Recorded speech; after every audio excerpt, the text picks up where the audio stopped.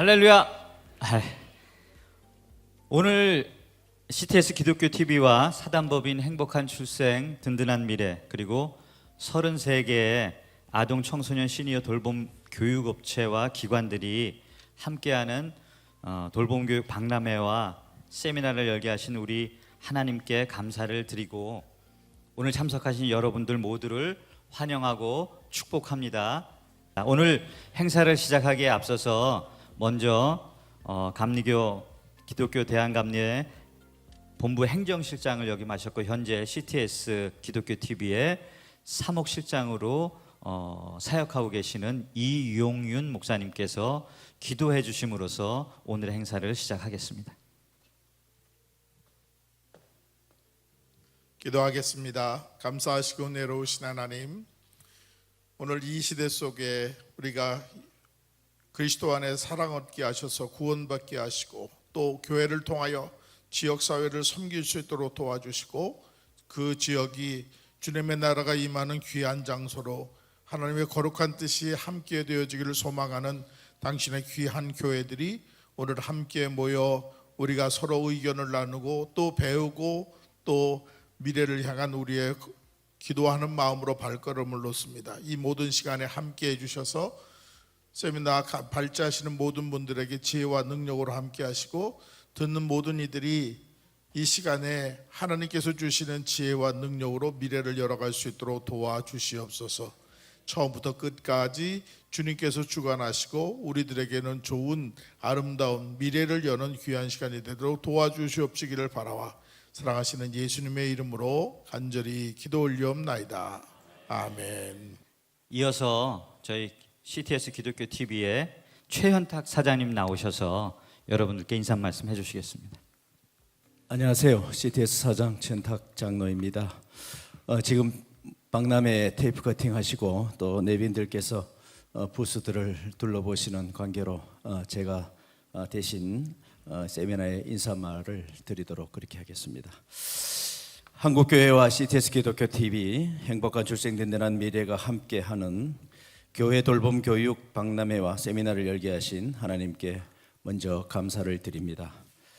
그리고 귀한 섬김의 나눔을 흔쾌히 허락하시고 이 자리에서 발표해 주실 광현교회 서호성 목사님, 포항장성교회 윤선아 목사님, 진접소망교회 최형길 목사님, 요셉 지도자학교 이동주 목사님, 그리고 발제 강의를 맡아주실 총신대 강유진 교수님께 깊은 감사를 드립니다. 또한 교회 사역으로 바쁘신 일정이고 또 특별히 또 주말임에도 불구하고 이 자리에 참석해 주신 교회 사역자님들 또 주일학교 관계자분들께도 진심으로 감사를 드립니다. 하나님의 크신 사랑이 여러분과 섬기시는 교회 위에 늘 충만하기를 기도합니다. CTS는 20년 전부터 다음 세대의 부흥이 없이는 한국 교회뿐만 아니라 국가 자체가 소멸할 수도 있다는 생각을 가지고 다양한 교회의 다음 세대 프로그램을 제안하고 진행해 오고 있습니다. 특별히 교회 시설을 이용한 노유자 돌봄이 가능하도록 지난 20여 년간 노력해 왔던 결과 금년 1월 14일 건축법 시행 규칙의 개정으로 본격적인 교회 시설을 이용한 돌봄 시설이 법적인 제약 없이 자유롭게 이루어질 수 있는 토대를 마련하게 되었습니다. 오늘의 자리는 교회 시설을 활용한 교회의 돌봄 사업이 다음 세대를 살리고 한국 교회가 나아가야 할 선교적 방향을 제시하는 좋은 기회가 될 것이라고 생각합니다. 어려운 가운데서도 지역 사회와 함께하며 돌봄 사업을 성공적으로 진행하고 있는 교회들의 사례를 서로 공유함으로써 우리 교회가 어떤 돌봄 사업을 할 수 있을지를 모색해보는 귀한 시간 되시기를 진심으로 바랍니다. 다시 한번 오늘 이 자리에 참석해 주신 여러분들께 하나님의 크신 은혜가 충만하기를 기원합니다. 감사합니다.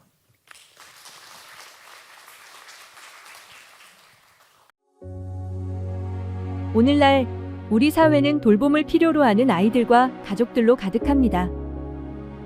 맞벌이 가정이 늘어나는 만큼 교회가 아이들의 안전한 울타리가 되고 부모님들에게는 든든한 힘이 되어줄 수 있습니다. 이웃의 작은 필요에 귀 기울이고 사랑을 나누는 것. 그것이 바로 교회가 감당해야 할 중요한 사명입니다.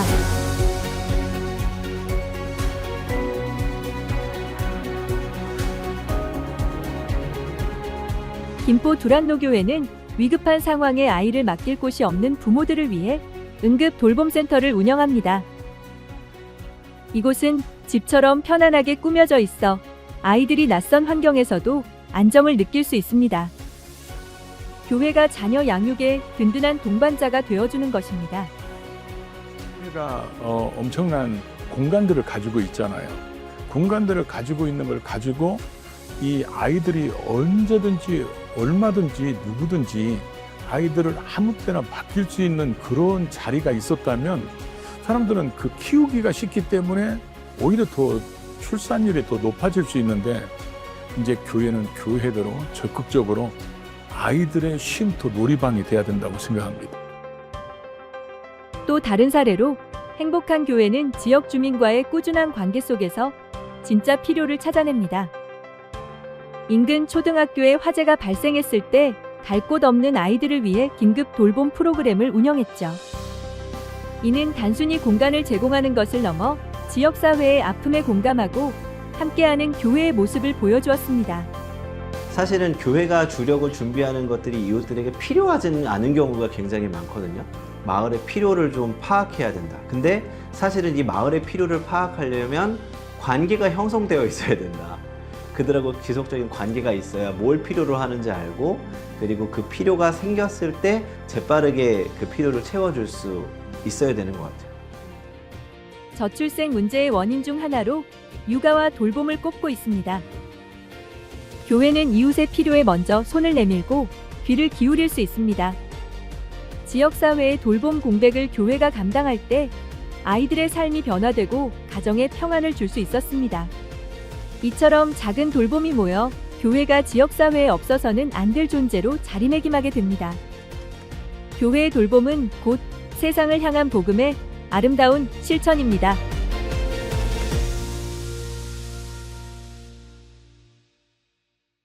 네, 큰 박수로 저희 행복한 출생 든든한 미래가 한 전국의 30개 교회를 다니면서 30개가 아니고 한 70개 교회를 다니면서 이런 영상을 준비를 했습니다. 아마 시리즈로 계속 방송에 나가게 될 텐데요. 여러분 더욱더 관심 가져주시고 필요하시면 또 연락도 주시고 추천도 해주시면 감사하겠습니다. 자, 그러면은 본격적인 세미나를 시작을 하도록 하겠습니다. 먼저 오늘의 발제 강의를 우리 총신대학교 강유진 교수님께서 해주십니다. 큰 박수로 여러분 맞아주시기 바랍니다. 안녕하십니까. 저는 오늘 발제 강의를 맡은 총신대 아동학과 강유진입니다. 교회 돌봄이라는 이런 그 소중한 가치를 어떻게 하면 활성화시킬 수 있을까라는 박람회라는 굉장히 좋은 아이디어를 내주시고 또 이런 세미나를 열어주신 이 자리에 제가 이렇게 발제 강의를 맡은 것이 굉장히 영광스럽고 감사한 일이라고 생각합니다. 오늘 저는 지역사회와 함께하는 교회 돌봄이 어떤 방향으로 가야 하고 또 구체적으로 어떤 역할을 해야 할까에 있어서 왜 이게 시대적 사명인지 또 전체적으로 우리 사회의 출산 정책의 방향이 돌봄 정책의 방향이 어디로 흘러가고 있는지 또 현장에서의 욕구, 가족의 욕구는 어떠한지 그리고 지역사회의 체계는 어떠한지를 먼저 살펴보고 구체적으로 그렇다면 교회가 어떤 역할을 할 수 있을지에 대한 제안을 드리고자 합니다. 먼저 다 잘 아시겠지만 한국의 저출산에 대한 고민 또 그것이 오늘날 왜 우리 사회에 출산하지 않는 가족들 또 출산과 상관없는 사람들에게까지도 중요한 시대적 소명이 되었는지에 대해서 다 아시겠지만 잠깐 살펴보면서 교회 돌봄의 동기부여를 한번 해보는 시간을 갖도록 하겠습니다.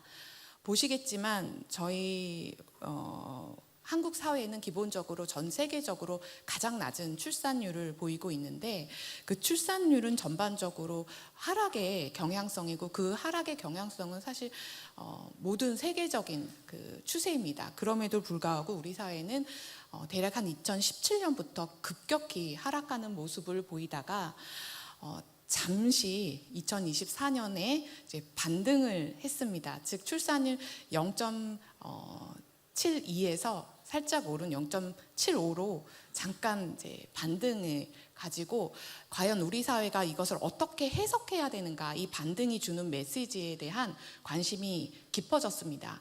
즉 이 반등은 원인이 무엇인지, 그 다음 이 반등의 추세를 계속 어떻게 하면 이어나갈 수 있을지에 대한 고민이라고 볼 수 있겠는데요. 기본적으로 왜 반등했는가에 대해선 현재 30대 초반에 91년에서 95년생들의 출산율이 높아졌다라는 것에 모두 다 공감을 합니다. 인구학적으로는요. 하지만 아울러서 그동안 그래도 2017년, 15년 이후에 적극적으로 많은 그 정책의 확장을 통해서 적극적으로 펼쳐왔던 그 저출산 정책의 효과가 좀 나오는 것은 아닌가라는, 그렇다면 더 노력하면 반등의 추세를 이어갈 수 있겠다라는 희망적인 메시지를 보였다는 것이죠. 하지만 전망은 쉽지 않다라는 것이 전문가들의 일치된 견해입니다. 왜냐하면 기본적으로 결혼을 너무 늦게 합니다. 즉 31세에서 34세가 주요 평균 결혼 연령이고, 따라서 주출산 연령은 35세에서 30대 후반에 이르기 때문에 기본적으로 젊은 세대가 2자녀 이상을 낳는 것은 상당히 어려운 구조이고요. 생애 과업상요. 두 번째로 또 굉장히 중요한 건 2030 세대라고 하죠. 젊은 MZ 세대들의 자녀 가치와 결혼 가치가 급격히 변했습니다. 자녀 출산은 안 해도 된다라는 것이 60%, 전국 조사에 의하면 60% 이상을 차지하고 있을 만큼 출산에 대한 가치관이 변했다라는 점. 그 다음에 결혼을 한 지 한 5년 정도 되는 신혼부부들이 아이를 출산하지 않는 추세가 24년도 통계청 자료에 의하면 46.5%에 해당을 합니다. 즉 기본적으로 늦게 결혼하고 늦게 출산하는데 결혼해서 5년 동안 아이를 낳지 않는 비율이 거의 50%에 육박하기 때문에 아이들을 한 명 이상 낳기가 구조적으로 굉장히 힘듭니다. 그런데 그렇기 때문에 우리 사회에서는 한 명이라도 낳는 것이 굉장히 소중한 일로 이제는 변했다는 것. 즉 그만큼 교회가 돌봄에 참여해서 한 명이라도 자녀를 낳고 키우는 일에 적극적으로 노력을 기울이는 일에 동참한다는 건 굉장히 중요한 시대적 소명이다라고 생각하고 있습니다.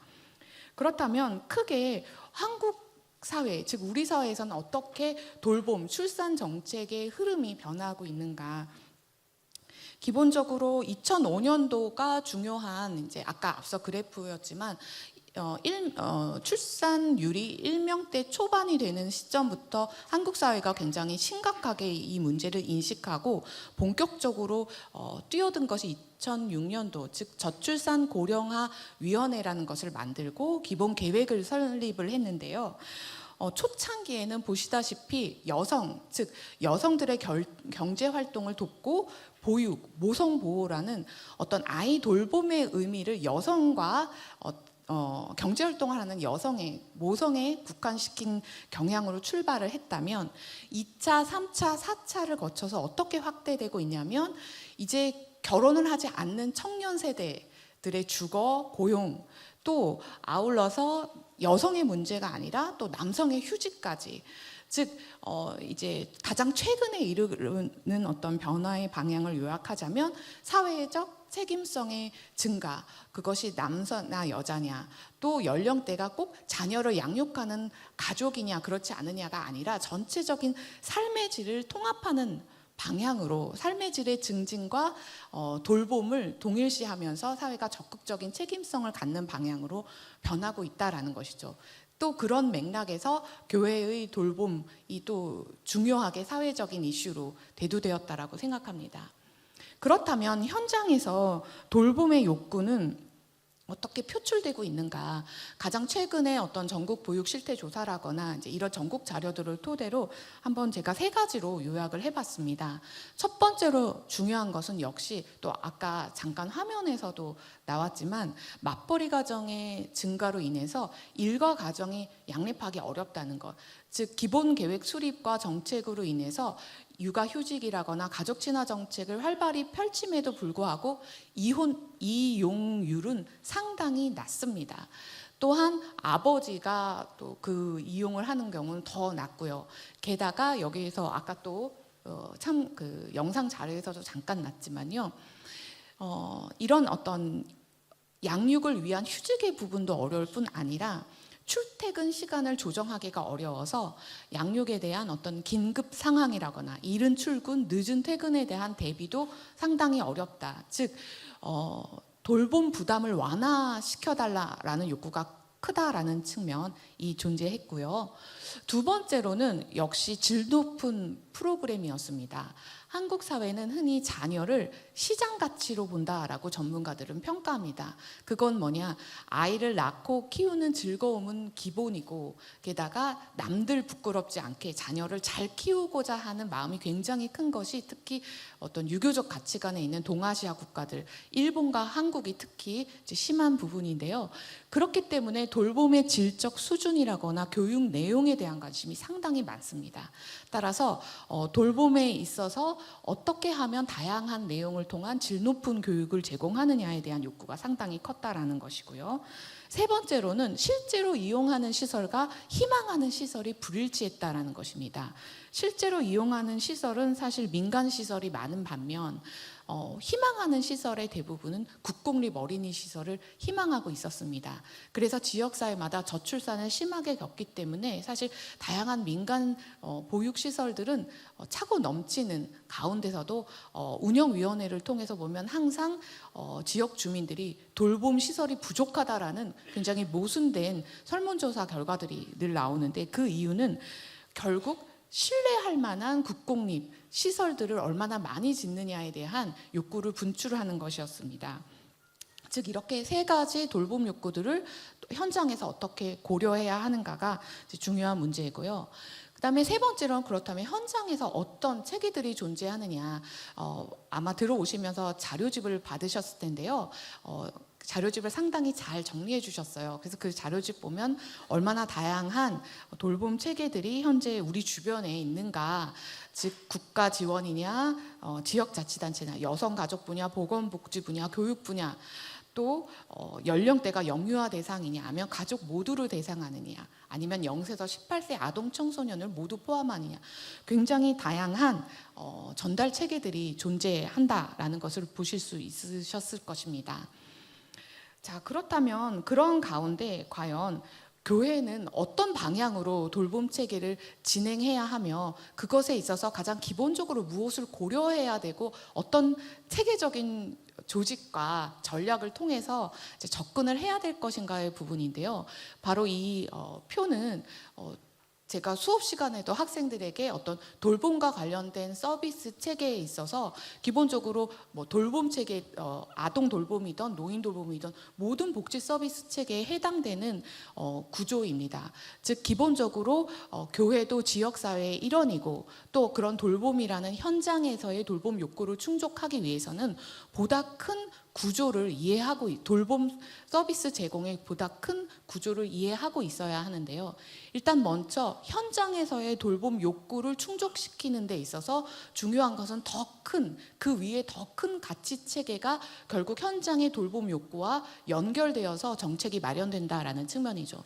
즉 오늘날 저출산 문제에 대한 깊은 사회적 공감대가 형성되었다는 것, 또 교회 안에서의 기독교적 가치, 출산과 결혼에 대한 소명이 또 맞물려졌다라는 그 가치는 자연스럽게 정책과 법 제도에 있어서 교회 제도, 교회 시설을 출산과 양육 또 노인 돌봄 이런 돌봄의 시설로 만드는 것이 필요하다라는 정책과 제도를 이끌어냈고 그것을 통해서 현장에서 어떻게 욕구를 충족해야 할 것인가라는 흐름으로 이제 이어져야 하는 것이기 때문에 거꾸로 교회 현장에서 돌봄 서비스를 제공하는 입장에서는 현장의 욕구뿐만 아니라 과연 현재 우리 사회의 가치가 어떤 것을 지향하고 있고 어떤 정책과 어떤 법 제도와 우리는 협력해야 되는지를 함께 이제 고민하면서 교회의 돌봄 체계의 시설들을 마련해야 할 것이다라는 측면이겠습니다.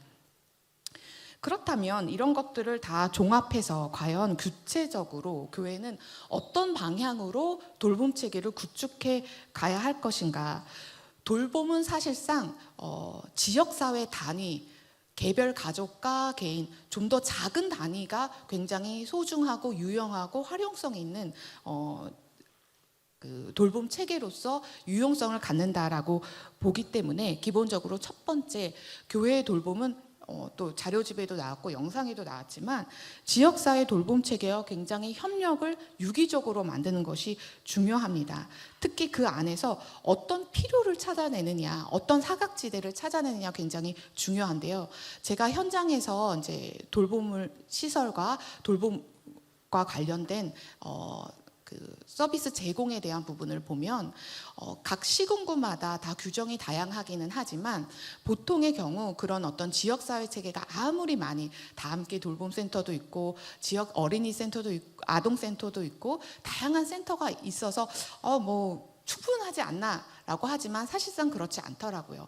왜냐 규정을 통해서 그 센터들은 국가나 지방의 어떤 공적인 정책과 제도를 통해서 운영되는데 그 규정 안에는 예를 들어 4인 혹은 5명 이하의 센터는 폐지한다라는 규정들이 존재하기 때문에 그런데 돌봄에선 한두 명의 돌봄 공백도 굉장히 소중한 부분이어서 예를 들어서 규정에 의해서 지역사회 저출산으로 인해서 4명 혹은 5명의 지역 아동센터는 폐지한다. 그러면 이 4명, 5명의 아이들은 누가 돌보느냐의 부분인데 그럴 경우 사실 지역사회 안에 선의에 의해서 예를 들어 사회복지 협동조합들을 선의를 가지신 분들이 추진해서 만들어서 그 아이들을 흡수한다거나 이제 그런 경우들이 저출산 시대에 사실은 또 어떻게 보면은 많은 돌봄 시설이 있지만 돌봄에 대한 어떤 그 중요한 특징들을 감안했을 때 그럼에도 불구하고 여전히 부족하고 사각지대를 개발하고 민감한 돌봄을 제공할 필요가 있다라는 것이죠. 아울러서 아까 말씀드렸지만 한국 사회에서는 자녀는 무조건 잘 키워야 합니다. 따라서 어떤 상황에서든 품질 관리 체계는 굉장히 중요하고 따라서 돌봄센터를 운영할 때 과연 우리 센터 안에서 얼마나 전문성을 갖추고 시설이 얼마나 발달 연령에 맞게 안전하게 구축되어 있고 또 이것들이 얼마나 운영의 지속성을 가질 수 있는지에 대한 고민이 필요하고 아울러서 꾸준히 이용자 만족도 조사를 통해서 품질 체계를 관리한 그런 노력이 필요하다라는 것이죠.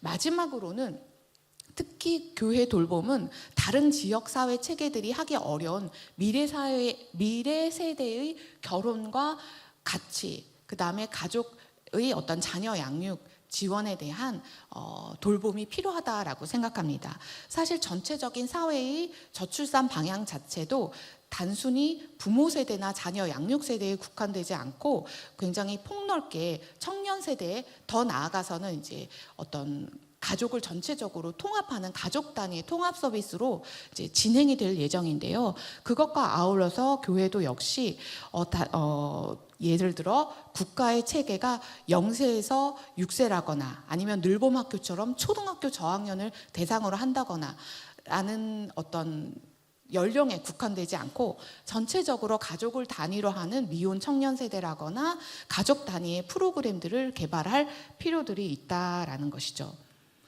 그렇다면 이런 어떤 전체적 방향과 아울러서 구체적으로 어느 시작점을 갖고 지역사회에서 역할을 해야 할 것인가에 있어서 저는 중요한 것은 교회 나름의 돌봄 모델을 창출하려는 노력이 필요하고 그것에 있어서는 크게 일단은 두 가지의 어떤 고려사항, 즉 아까 말씀드렸지만 돌봄은 무조건 지역사회와 협력해야 하는 지역 단위의 서비스 체계다라고 말씀드렸기 때문에 지역사회 안에서 과연 어떤 파트너십을 연계해서 우리들은 일단 돌봄 체계를 형성해야 할 것인지 또 하나의 중요한 축은 그 가운데서 어떤 연령대 어떤 돌봄의 내용을 포함할 것인지, 학습을 주로 할 것인지, 놀이를 할 것인지, 방과 후 돌봄 혹은 전일 돌봄을 할 것인지, 혹은 예술 문화 활동을 포함시킬 것인지, 아니면 아까 여기 미처 담지 못했지만 긴급 지원이라거나 이런 것들을 포함할 것인지, 또한 가족 프로그램들을 포함할 것인지. 그래서 여기 이제 체크리스트들을 그 축을 나누어서, 물론 이 축은 또 교회마다 상황에마다 다를 것이기 때문에 그렇게 각 교회마다 체크리스트를 확인을 해서 과연 우리는 어떤 교회가 단독으로 공부방을 운영한다던가, 아니면 학습 지원 프로그램 운영할 것인지, 아니면 지역사회의 지역 아동센터와 협력을 하는 돌봄 모델을 창출할 것인지, 아니면 법인형으로 혹은 아까 협동조합 형식으로 만들어 나갈 것인지, 아니면은 어린이집이라거나 오늘도 또 발표를 하실 텐데 대안학교 형식으로 복합적인 서비스를 마련하는 그런 프로그램을 마련할 것인지를 이제 한번 모색해 봐야 할 것입니다.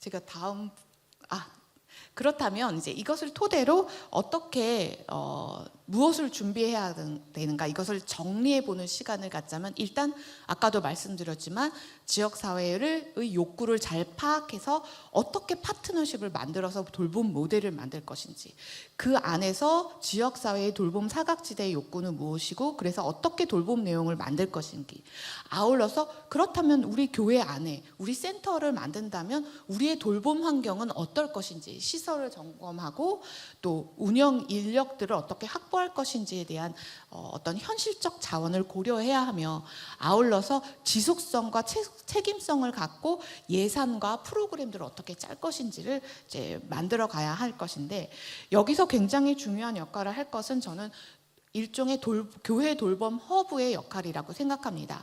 아까 제가 체계도를 말씀드렸지만 지금 현장에서 지역사회에서 운영되고 있는 다양한 지역 센터들을 다 어떤 허브의 역할을 하는, 즉 법, 제도, 정책, 더 나아가서 가치를 한 군데에 묶는, 예를 들어 지역 아동센터라거나 가족센터를 또 엮어내는 한국건강가정진흥원이라는 허브 역할을 하는 것이 있고, 그것을 또 엮어내는 여성가족부라는 허브 역할을 하는 것이 있듯이, 교회도 마찬가지로 현장이 각각 개별적으로 흩어져서 이 일을 하는 것은 지속성을 갖고 책임성을 갖고 하기가 상당히 어렵습니다. 교회 예산도 마찬가지고요. 또 모든 교회들이 대형 교회처럼 어떤 넉넉한 여력을 갖추는 것도 아니기 때문에 오늘 이 자리처럼 CTS의 어떤 역할처럼 교회 돌봄 허브의 역할, 그것을 통해서 상호 사례 관리를 나누고 또 서로 필요한 운영 어떤 지원 방향에 대해서 서로가 상호작용을 통해서 도움을 나누고, 또 그것을 통해 정보 교류를 만들고, 그것을 통해서 교회 돌봄 센터가 좀 더 지속성을 갖기 위한 어떤 책임을 더 강화하기 위한 노력이 굉장히 필요하다라고 생각합니다. 그래서 마무리를 하자면 결국 교회는 신뢰할 만한 지역사회 돌봄 파트너로서 자리매김을 해야 하고, 또 운영 지원, 또 어떤 여러 가지 예산적 후원, 이런 것들을 또 지원받기 위해서는 또 당연히 지역사회의 협력이 중요한 부분이고요. 아울러서 교회 돌봄 허브 구축이 굉장히 중요하며, 아울러서 마지막으로는 결국 이 모든 것들은 사실은 돌봄이라는 것은 우리가 이윤을 창출할 수 있는 사업이 아니기 때문에 지속성을 갖는 것이 어떤 막중한 책임과 사명의식이 아니면 어렵습니다. 따라서 교회 안에서도 인식을 향상시키고, 그래서 공감대를 만들어내고, 그럼으로써 지역사회와 협력하고, 또 그럼으로써 어떤 그 참여 확산과 지원을 이끌어내는 노력이 향후 계속 이루어져야 할 것으로 생각합니다. 여기까지 발표를 마치도록 하겠습니다. 감사합니다.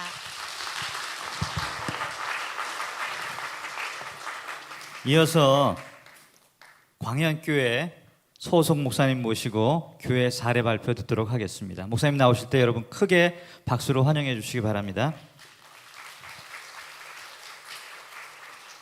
네, 안녕하세요. 방금 소개받은 광양교회 서우성 목사입니다. 저희 교회는 은평구 가련동에 위치하고 있는 교회고요. 오늘 이렇게 귀한 자리 마련해 주신 우리 CTS에 특별히 고마운 말씀 드리면서 참 의미 있는 자리라고 생각을 합니다. 많은 경우에 그 교회 부흥과 발전에 대한 관심은 높고 그에 따른 어떤 행사나 프로그램이 많이 제시되지만 대개 경우에 보면 이제 대형 교회 중심이고 또 유명한 분들 많이 나오시지만 저희들처럼 이제 로컬에서 그 목회하는 입장에서 보자면 굉장히 먼 나라 이야기라고 이제 들려지는 경우들이 많아서 이렇게 한국교회 박람회라고 하는 그런 이름 하에 여러 이제 케이스들을 실제로 만날 수 있는 그런 마당이 만들어졌다는 것은 굉장히 좋은 기획 의도이고 저희들에게 꼭 필요한 그런 자리라고 생각이 되어서 특별히 감사의 말씀을 드리고 싶고요. 현실적으로 우리 한국 교회의 100명 이하의 교회가 70% 넘는다는 것은 우리가 또 잘 알고 있는 바대로, 그래서 이제 그 교회가 서 있는 그 자리에서 어떻게 어떤 점에서는 서바이벌을 할 건가, 또 지속적인 그런 교회 그 복음 확산을 위해서 어떻게 기여하고 역할을 할 건가, 이런 현실적인 문제에 봉착해 있는데요. 뭐 지금 현재 종교 인구의 감소, 기독교인의 그 급감 현상들, 그리고 저출산 문제, 고령화 이런 것들이 우리가 처해 있는 이제 엄연한 객관적인 현실이죠. 그런 점에서 이제 CTS가 좀 공헌한 것이 저는 있다고 봐요. 그것은 뭐냐면 지속적으로 아까 사장님 잠깐 말씀하신 것처럼 교회 공간이 이렇게 공적으로 사용되기가 법적으로 제도적으로 막혀 있었는데 그것이 이제 열리게 되었다는 것이 대단히 큰 이제 변화의 좋은 단초가 될 수 있다고 생각하는데 그 일을 위해서 이제 CTS가 많이 기여를 했다고 생각을 합니다. 그리고 그 돌봄 통합 지원법이 이제 내년 3월서부터 구체적으로 실행이 되는데 제가 이제 들여다 보면 아직 구체적인 시행령이라든지 예산이나 이런 것들이 이렇게 구체적으로 마련되어 있지 않은 상황 속에 있는데 제가 생각하기에는 한국교회 지금 쇠퇴하고 있는 그런 현실에서 이런 돌봄 통합 지원법이 발효가 되면서 읍면동까지 이제 이런 시스템으로 가기 때문에 교회가 할 수 있는 역할이 상대적으로 굉장히 크고 또 유리하다는 생각을 합니다. 왜냐하면 여러 가지 이제 인프라도 그렇고 접근성이라든지 이런 점에서 보더라도 교회가 이번 일을 계기로 해서 굉장히 새롭게 부흥할 수 있는 좋은 디딤돌이 되지 않을까, 그런 생각을 갖고 있습니다. 제가 오늘 이제 광역교회 사례를 얘기를 하는데 먼저 우리 교회 변화의 과정을 좀 말씀을 드려야 될 것 같아요. 왜냐하면 저도 이제 열심히 쫓아다녀 보았지만 어떤 성장을 위해서 열심히 찾아다니면서 프로그램을 베껴오고 그러는데 그것이 우리 교회를 성장하게 하고 건강하게 하는 것은 아니었습니다. 중요한 것은 어떤 목회관이 바뀌어야 되고 신학이 바뀌어야지만 어떤 그 변화가 초래되고 그렇지 않고 어떤 형식적인 틀을 차용하는 것으로는 진정한 어떤 변화를 꾀할 수 없다고 생각이 듭니다. 저 나름대로 이제 저 목회를 하면서 저 자신을 한번 성찰을 해보면 저도 어떤 성장주의 목회를 지향했던 사람이었고요. 근데 가만 이제 다시금 어떤 제 그 목회 여정 속에서 어떤 큰 변화를 경험하면서 그 속에서 본 것은 예수님께서 우리에게 보여주신 그 사역, 그것이 우리들 목회해왔던 가장 중요한 모델이 되어야 하는데 가만 보면 어떤 성장주의에 빠져 있음으로 인해서 예수님께서 인간의 몸을 입고 이 땅에 오셨다. 소위 이제 인카네이션, 성육신 하셨고 그것이 우리들의 목회 본질이어야 되는데 인카네이션이 아니라 이미테이션, 어디서 좀 잘 되는 거 있으면 모방하는 데서부터 어떤 성장 위주로 갔던 것이 이제 저의 어떤 그 전반기 목회한 반성이랄까요, 그렇게 얘기할 수 있을 것 같고요. 그리고 한편으로는 저도 그 한국교회에서 유행처럼 많이 하던 제자 훈련을 한 17년 열심히 해봤습니다. 제자 훈련을 열심히 했는데 그 결과는 뭐냐 하면 뭐 이렇게 일반화할 수는 없겠지만 예수님 제자 만드는 게 아니라 목회자의 제자를 만들든지 아니면 어쨌든 본질적으로는 교회 관리 시스템 중에 하나였지 진정한 어떤 그 제자, 예수님의 제자를 만드는 진정한 과정은 아니었다라고 하는 반성이 저에게 있었습니다. 또 한편으로는 이제 세 번째는 뭐냐면 저도 목회를 하면서 오래된 기성교회에서 하면서 큰 성장도 맛보았고 그런 경험을 하면서 제가 제법 목회를 꽤 잘하는 사람이라고 하는 자의식이 있었는데 실제로 들여다보니까 그게 아니었습니다. 한마디로 말하면 씨 뿌리는 노력에 비해서 거두는 데 집중을 했던, 소위 말해서 중대형 교회가 갖고 있는 좋은 자원과 인프라들, 이런 것들을 통해서 사람들을 그렇게 수평 이동을 통해서 흡수를 하는 것이지 진정한 의미에서 어떤 그 복음을 확산시키고 본질적인 목회를 추구하는 것이 아니었다라고 하는 것이 저희 목회 전반기에서의 돌아봄의 내용입니다. 그러면서 이제 새로운 교회로 제가 만 12년, 이제 13년 된 교회, 이제 새롭게 간 교회가 이제 그 정도 제가 목회를 하고 있는데요. 이제 거기에서 맛보았던 그 직면했던 현실은 뭐냐 하면 대부분의 교회에서 한마디로 얘기하면 침체되고 역기능적인 그런 모습, 이것이 이제 직면하고 있는 많은 교회들의 모습이기도 하고, 제가 이제 파송되어서 가서 만난 그 교회 현실은 바로 이제 이런 것이었습니다.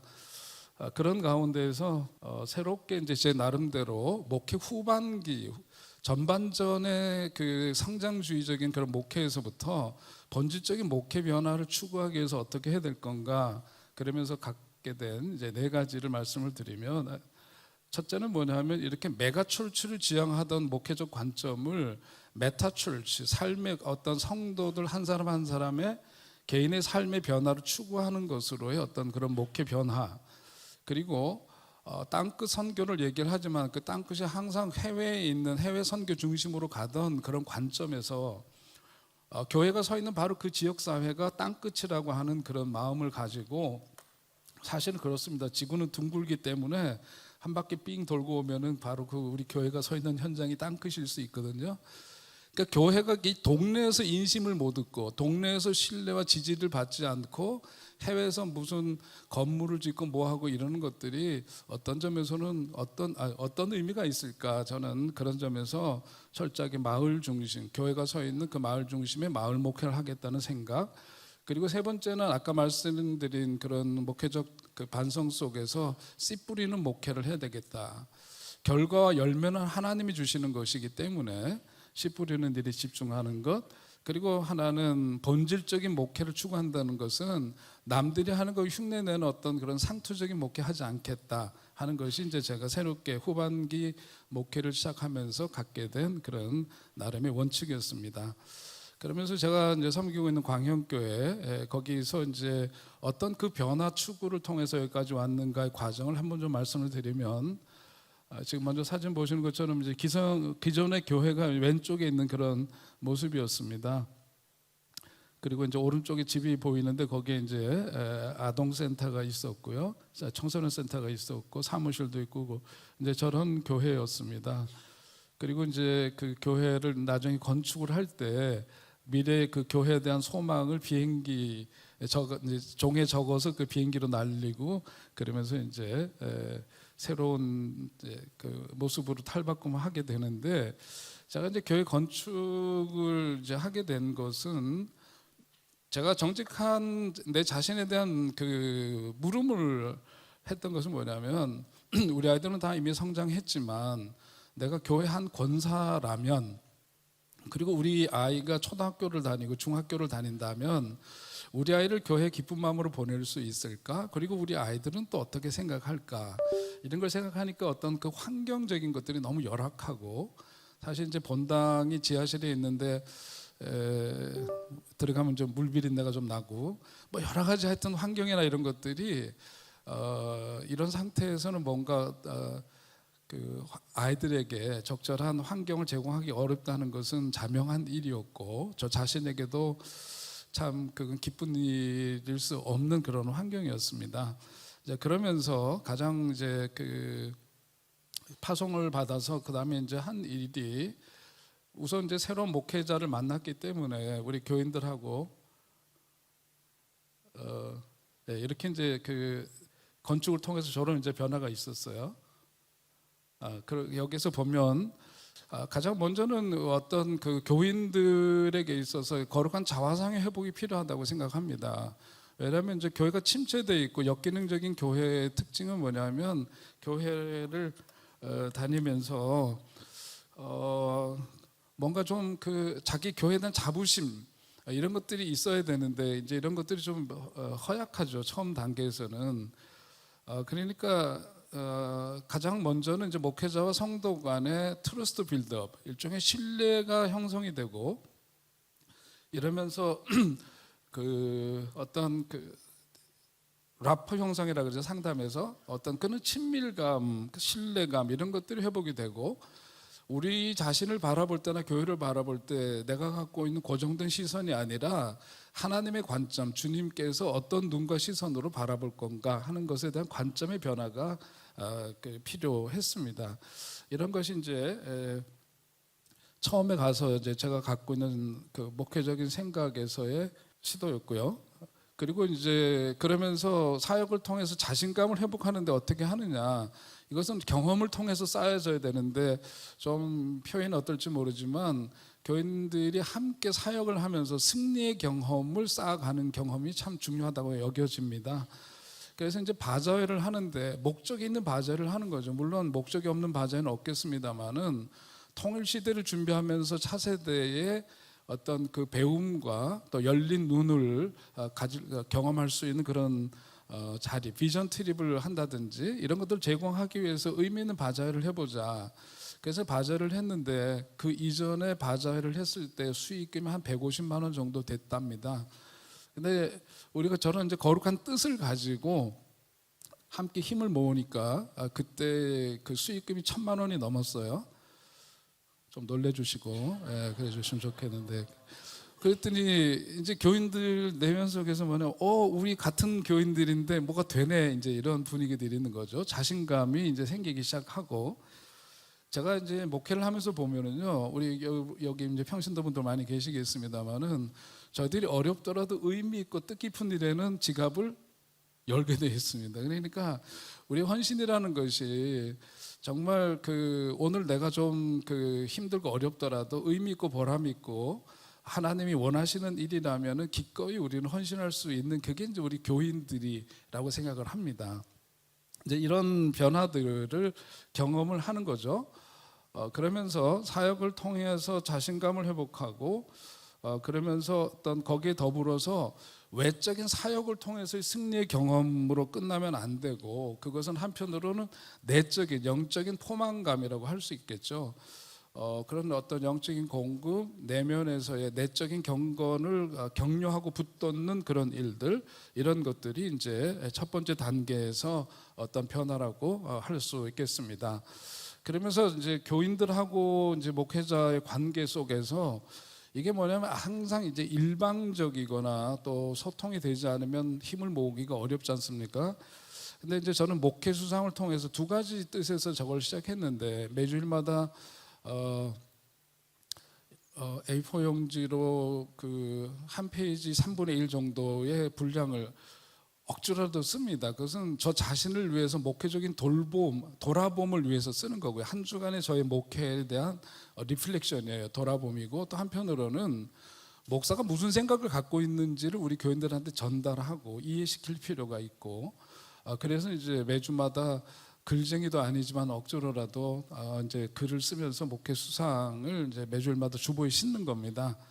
그러면서 영적인 포만감을 붙돋는 일과 더불어서 이제 이런 걸 하고 그러면서 건축으로 보자면 아까 앞에서 했던 작업이 치워지고 정리되지 않으면 안 되는 것들을 정리하고 건축을 위해서는 그런 정리 작업이 필요하지 않습니까? 이제 그걸 하고 그 다음에 뭐냐면은 건축을 하려면 터파기를 해야 되는 것처럼 그러면서 이제 한 것이 우리 교회가 이제 해야 될 게 뭐냐? 교회 존재 목적이 뭐냐? 가장 중요한 것은 누가복음 4장 18절로 19절에서 예수님이 말씀하시고 공생의 사역을 시작하시면서 선포했던 바로 그 대강령이죠. 뭐 그 성경 말씀 잘 아실 줄 압니다만은 이제 그렇게 하면서 여러분 이제 보통 교회에서도 많이 요즘은 이제 적시하고 있는 것처럼 존재 목적이 뭐냐? 그래서 사명이 뭐고 핵심 가치 이런 것들은 보통 교회에서도 다 이렇게 제시하고 있는 건데요. 한 가지만 더 저는 설명을 좀 하고 싶은 거는 뭐냐면 교회 중점 원리입니다. 이게 이제 저희 교회 로고거든요. 여기서 보는 것처럼 파란색, 빨간색, 초록색 그리고 가운데 십자가인데 저게 하나하나가 뭐냐면 H자, 영어로 H의 자를 의미하는데요. 첫째는 뭐냐면 바른 교리. 바른 교리를 의미할 때 그 뭐냐면 헤드죠, 헤드. 말씀과 교육 중심의 그런 것을 의미하고요. 그 다음에 건강한 영성, heart. 그래서 그 H자입니다. 예배, 전도, 훈련 여기 해당되고 건강한 영성, 바른 교리 그리고 나눔과 섬김의 실천, 그건 hand죠. 그래서 head, heart 그리고 hand 이렇게 세 가지 H를 형상화해서 예수님 중심, 십자가 중심의 그 교회, 사역 이것을 이제 그렇게 로고로 저렇게 표현을 한 겁니다. 그래서 3H 미니스트리 저희 교회 사역을 이제 저는 그렇게 이름을 붙였는데 그러면서 이제 교회 비전이라든지 성도의 신앙 실천 이런 것들을 이제 제시하고 교인들에게 우리 교회 존재 목적이 무엇이고 무엇을 지향하는 교회인가를 분명하게 이제 하는 거죠. 일종의 기초를 세우는 일입니다. 그리고 그 다음에 이제 보면 3단계에서는 지역사회에 대한 어떤 현장 파악과 주관적인 우리 내적인 역량이 무엇인가를 찾는 일이 중요한데 그것은 뭐냐면 사역의 외적인 조건을 보면은요. 3단계에서 마을 목회를 위해서 여기에 현장 파악 그리고 주관적 역량 발굴 그 다음을 보면 사역의 외적인 조건을 보니까 가련 이동 우리 교회가 있는 그 마을이 초중고등학교가 무려 10개나 됩니다. 그리고 주민센터하고 마주보고 있는 게 이제 우리 교회 위치가 그렇습니다.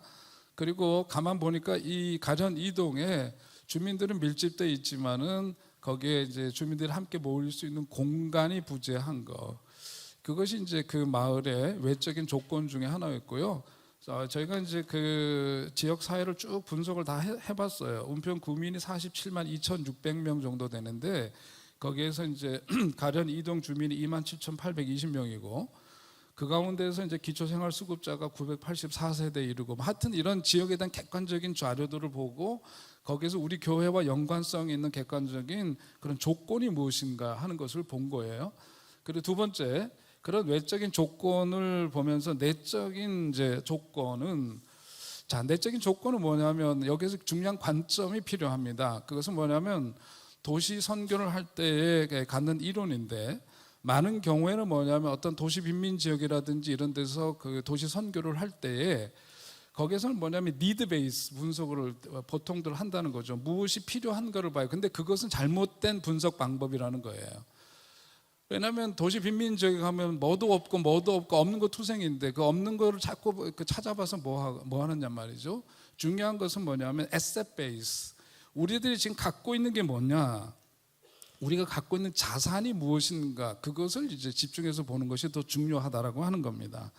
그래서 그 다음에 보면 이런 관점에서 보니까 우리 교회가 갖고 있는 소위 자산이 뭔가를 보니까 사람이에요. 결국은 헌신적인 성도들 그게 가장 중요한 자산입니다.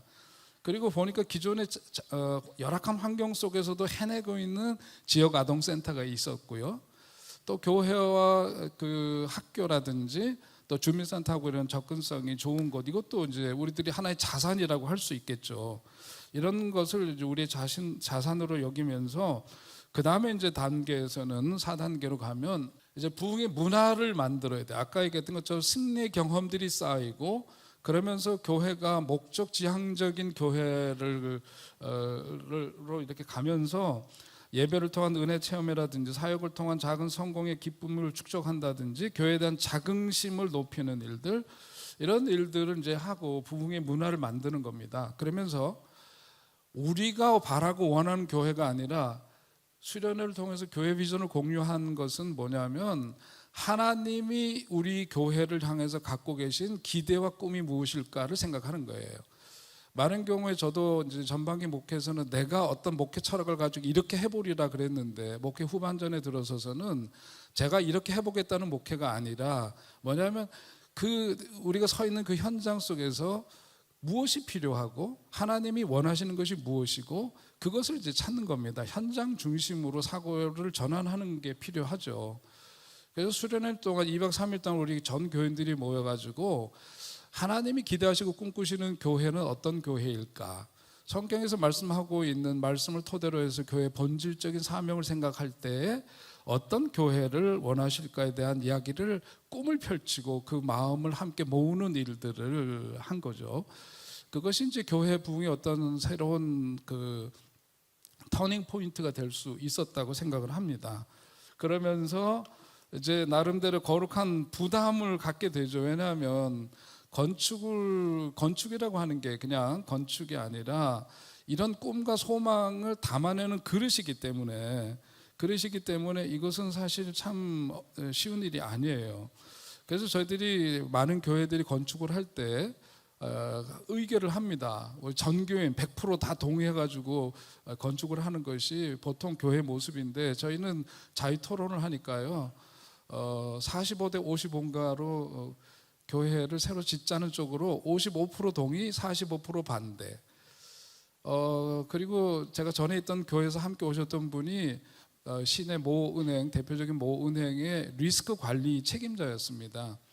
그분이 IMF 때도 그 거대한 은행의 리스크를 관리했던 전문가인데 그분이 저한테 조언하기를, 교회에다 조언하기를 뭐냐면 우리 교회 여러 가지 재정 상황이라든지 이런 걸 볼 때 리노베이션을 해야 됩니다.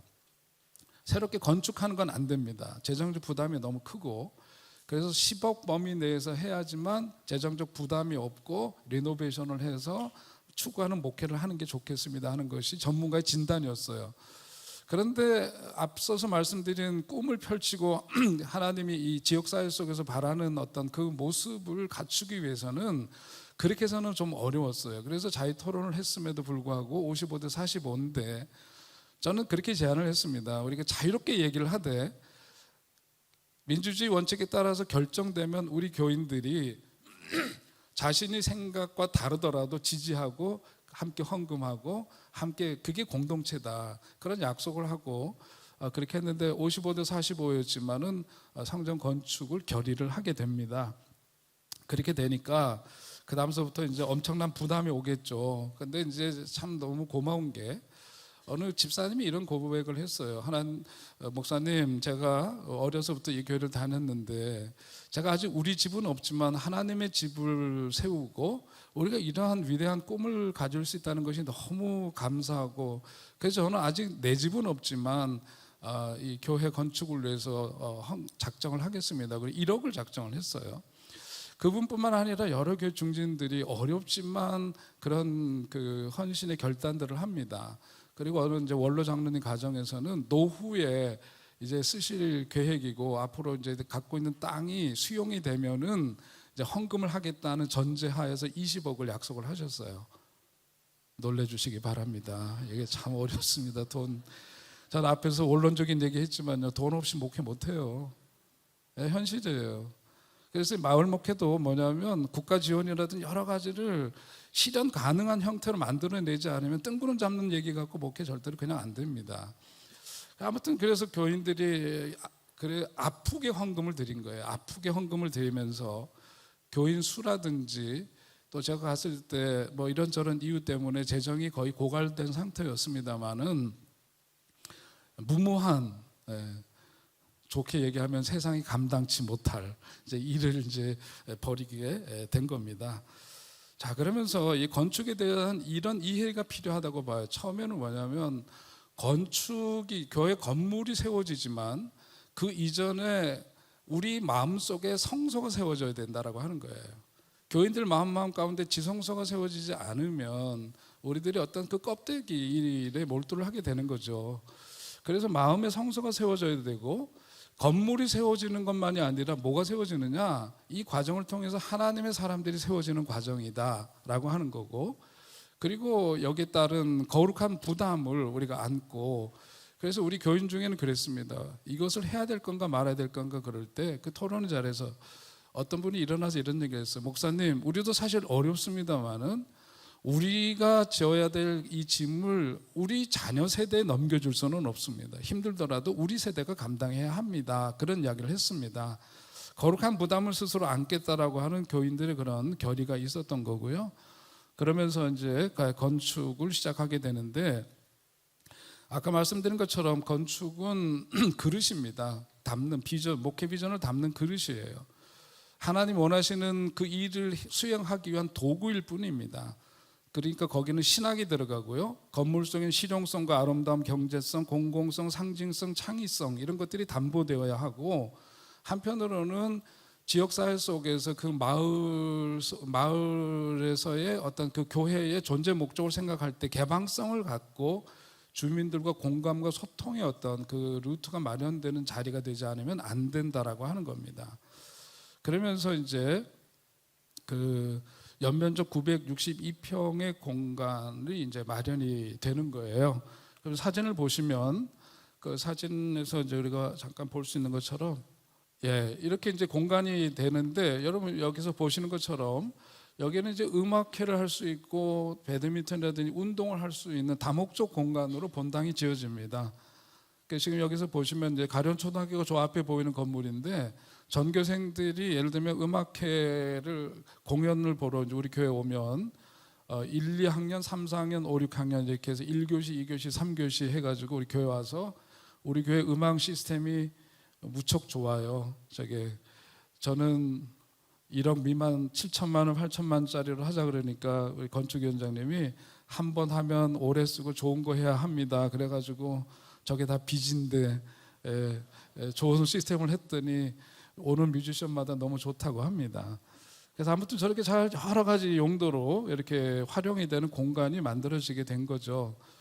저는 사실은 건물 외벽에다가 암벽 등반도 하려고 그것도 하려고 했는데 주차장하고 여러 가지가 너무 이제 복잡해서 그것은 못했습니다만은, 이제 건물 전체를 보자면 이렇게 이제 실용도 높은 건물을 이제 짓게 되는 거죠.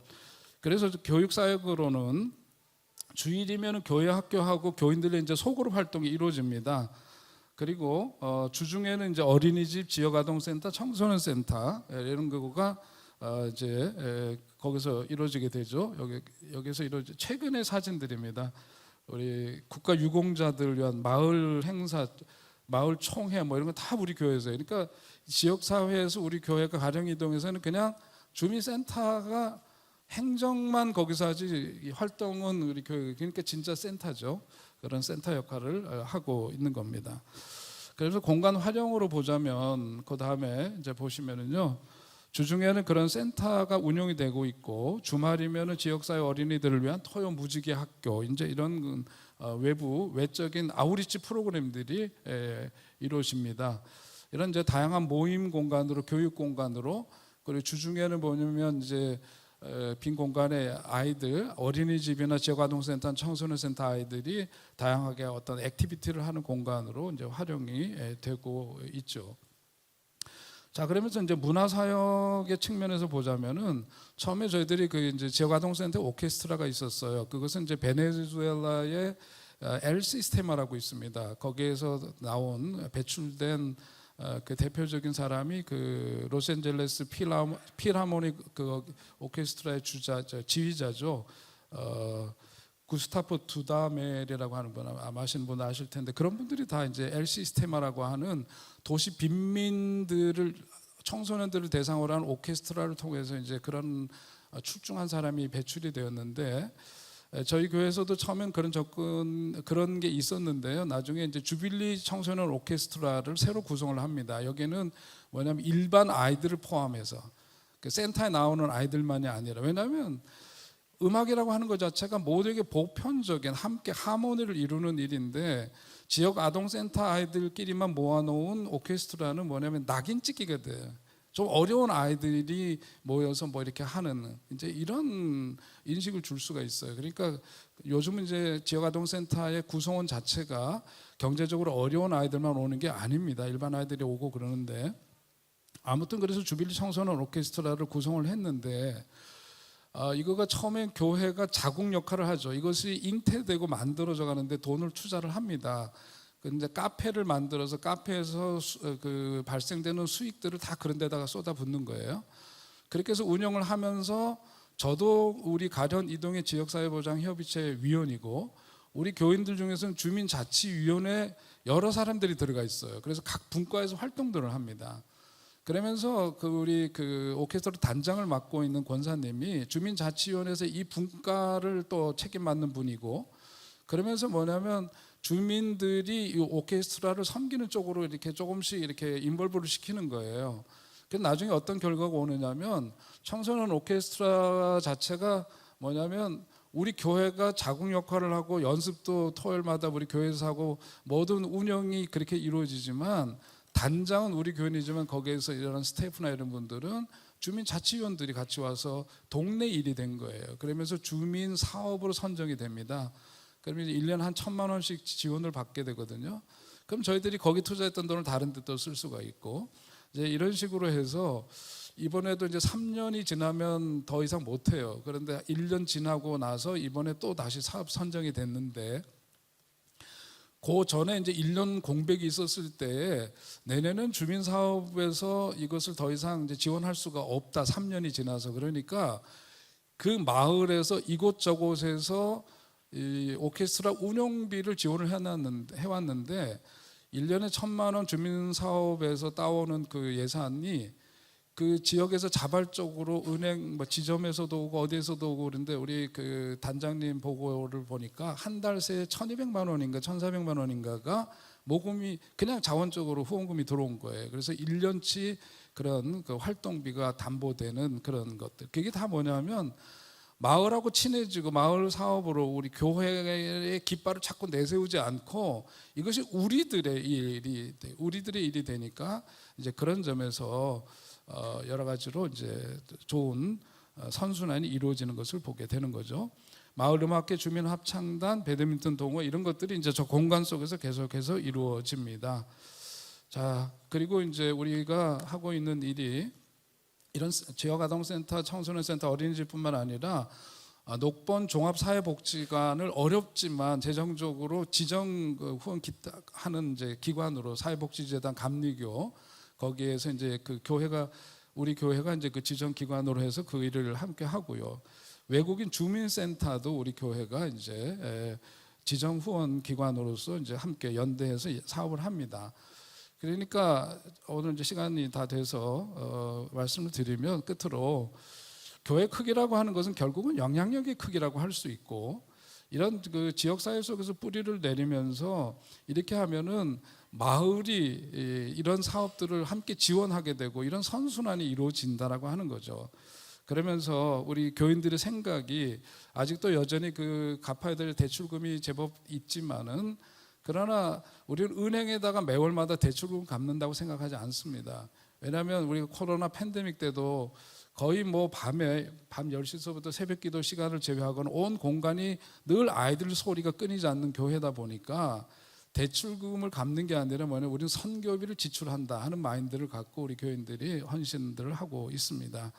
그리고 유급 직원이 없어요. 우리는 이제 목회자들 외에는 모든 관리를 자원해서 하고 또 이제 우리 공익 지원 지역아동센터 이런 데 나온 이제 공익 사회복무요원들도 있고 그러니까 어쨌든 시스템을 통해서 이런 재정 지출에 이런 데 있어서는 아주 그렇게 하고 있기 때문에 유급 직원이 없이 962평의 건물이 관리되고 있다.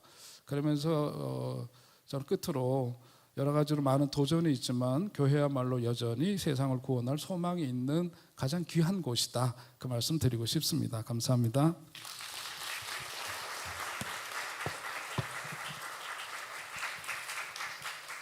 다음은 이어서 포항 장성교회 멀리서 오셨습니다. 포항 장성교회 복수쿨 담당이신 윤선아 목사님 나오셔서 발표해 주시겠습니다. 하면서 대구의 학령 인구도 빠르게 줄고 있습니다. 지난해 태어난 아이들이 입학하는 6년 뒤에는 40여 개 초등학교 학생 수와 맞먹는 3만 5천여 명이 줄어들게 됩니다. 출산 여파로 인한 학령 인구 감소가 올해 초등학교부터 본격화됐습니다. 학령 인구가 줄고 있는 직접적인 원인은 출생아 감소입니다. 출생아 감소에 1차적인 영향을 받는 초등학교의 학생 수 감소 속도도 갈수록 빨라지고 있습니다. 이러한 상황 속에서 교회가 할 수 있는 일은 무엇일까요? 이 땅에 많은 부모님들이 자녀를 믿고 맡길 수 있는 곳이 있다면 도움이 되지 않을까요? 그러기에 우리는 다음 세대의 자녀들에게 하나님의 사랑이 가득한 울타리가 되어 신앙으로 돌볼 뿐만 아니라 체계적인 학습 지도와 더불어 인성 지도까지 할 수 있다면 얼마나 좋을까 생각하게 됩니다. 그러므로 포항장성교회 BOK 스쿨은 다음 세대 하나님의 자녀들을 신앙의 리더자로 글로벌 인재로 양성하기 위해 BOK 스쿨을 시작하게 되었습니다. BOK 스쿨, BOK 스쿨의 BOK는 더 비기닝 오브 날리지, 지식의 시작의 약자로 잠언 1장 7절 말씀인 여호와를 경외하는 것이 지식의 근본이심을 바탕으로 지도하는 데 목적이 있습니다. BOK 스쿨의 핵심 가치 3가지는 바이블, 성경, 하나님의 말씀으로 obtain, 얻다, 지혜와 지식, 그리고 비전을 얻어 킹덤, 하나님 나라, 세상에서 신앙의 리더자로 자라게 하는 것이 핵심 가치이며 목표입니다. 또한 BOK 스쿨은 한동대 VIC 학습지원센터와 연계하여 프로그램이 진행되고 있습니다. 한동대 VIC 학습지원센터에서는 수업 이외에 다른 돌봄 학교와 연합하여 학기마다 성경 함송 대회를 진행하고 있으며 겨울에는 코딩 캠프, 여름에는 영어 캠프를 진행하고 있습니다. 앞으로도 포항장성교회 BOK 스쿨은 하나님의 자녀들과 함께 더 발전된 프로그램과 아이디어로 계속해서 부흥하고 성장해 가도록 하겠습니다. 네, 감사합니다. 샬롬, 주님의 평강이 이 자리에 계시는 모든 분들과 함께 하시기를 바랍니다. 저는 포항장성교회 BOK 스쿨을 담당하고 있는 윤선아 목사입니다. 이 자리에서 사랑하는 우리 포항장성교회 BOK 스쿨을 소개할 수 있음에 하나님께 영광 돌립니다. BOK 스쿨 이름 멋지지 않나요? 너무 멋있죠? BOK 스쿨의 이름은 영상에서 들었던 것처럼 더 비기닝 오브 날리지 약자로 지식의 시작이란 뜻이고요. 저희는 짧게 복스쿨이라고도 부르고 있습니다. 로고 사진도 잠깐 보여드릴게요. 저희 로고는 이게 저희 교회 모양이에요. 이렇게 건너갈 수 있도록 본당과 연결되어 있거든요. 교회 모양이 숨어 있는데 살짝 이렇게 돌려보면 복이라는 글자도 숨어 있습니다. 그래서 저희 돌봄학교를 BOK 스쿨이라고도 부르지만 복스쿨이라고도 부르고 있는데요. 저는 짧게 복스쿨이라고 부르면서 설명드리겠습니다. 복스쿨을 하게 된 계기는 우리가 다음 세대를 어떻게 하면 교회 안에서 잘 지도하고 양육할 수 있을까 생각을 하고 또 고민하고 있는 와중에 주중에 이렇게 교회 공간들을 활용할 수가 있으면 더 좋겠다. 그러면 이 공간을 활용해서 우리 아이들을 어떻게 할까? 어떻게 지도할까? 그런 와중에 우리가 BOK 한동대 VIC 지원센터를 만나게 됐습니다. 그래서 거기에서 세미나를 하시는 걸 듣고 참석하고 저런 비전이면 함께하면 참 좋겠다. 그리고 그 계획대로 진행하면서 복스쿨을 만들어가게 되었어요. 복스쿨은 매해 감사 예배를 드리고 있는데요. 벌써 3주년이 되었습니다. 지난주 9월 첫 주에 매주 9월 첫 주에 기념 예배를 드리는데 지난주 첫 주 예배를 또 3주년으로 감사 예배를 드렸습니다. 예배는 복스쿨의 가장 핵심이라고 생각합니다. 예배는 다른 교육기관에서 볼 수 없는 차별화된 활동입니다.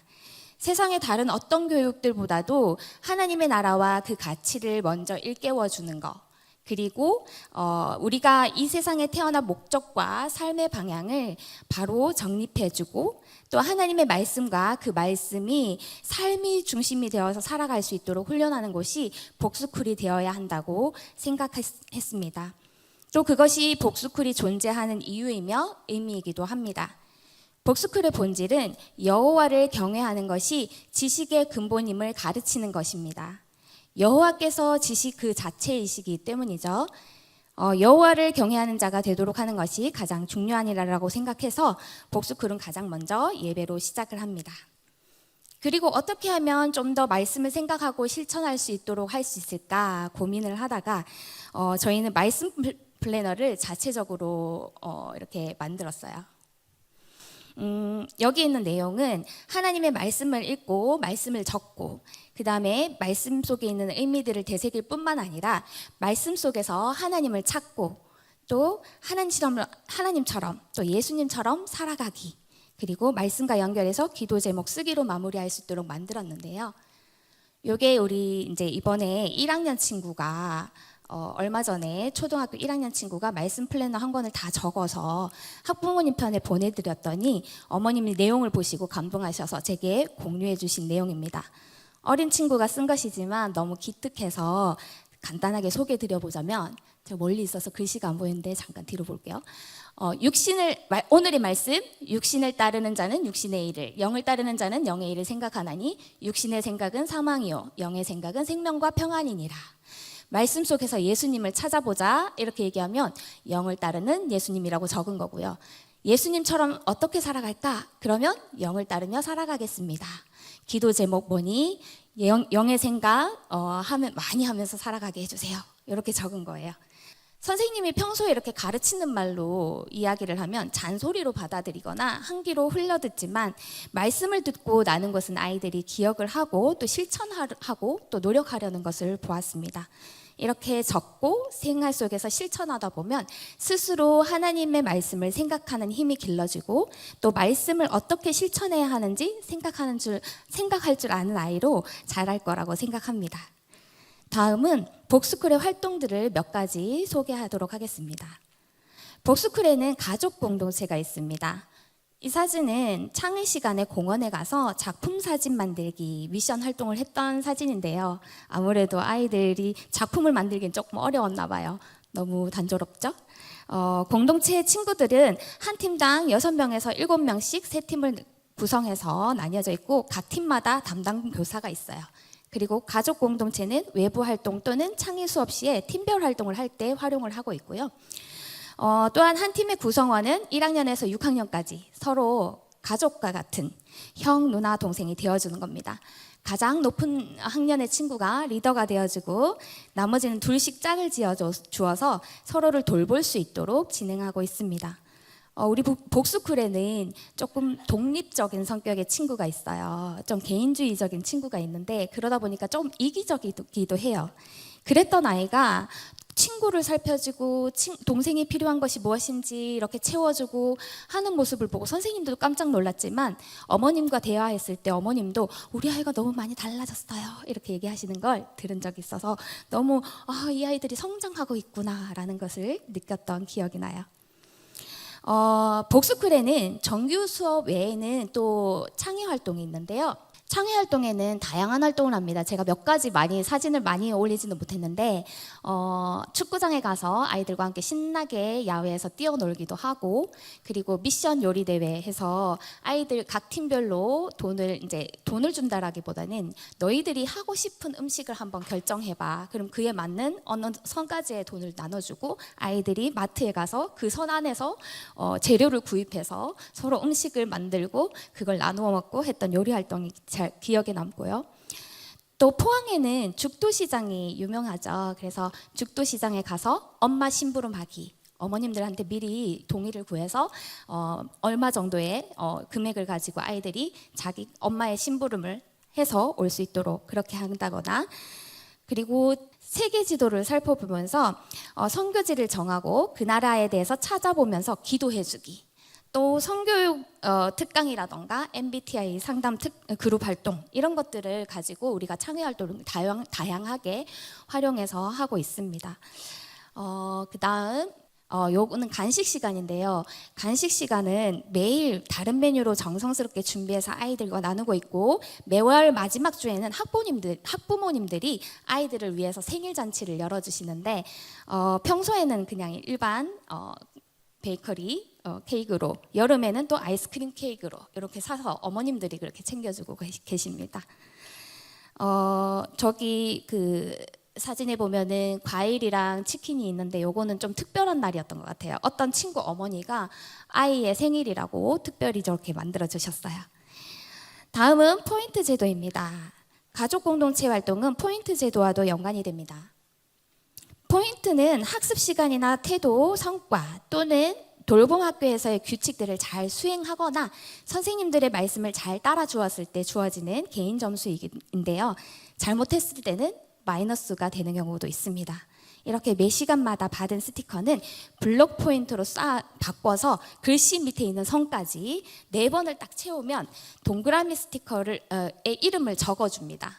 그럼 그 동그라미 스티커를 가족 공동체별로 하나, 둘, 셋, 3개 있죠. 믿음, 소망, 사랑. 그 밑에 자기 공동체에다가 스티커를 붙입니다.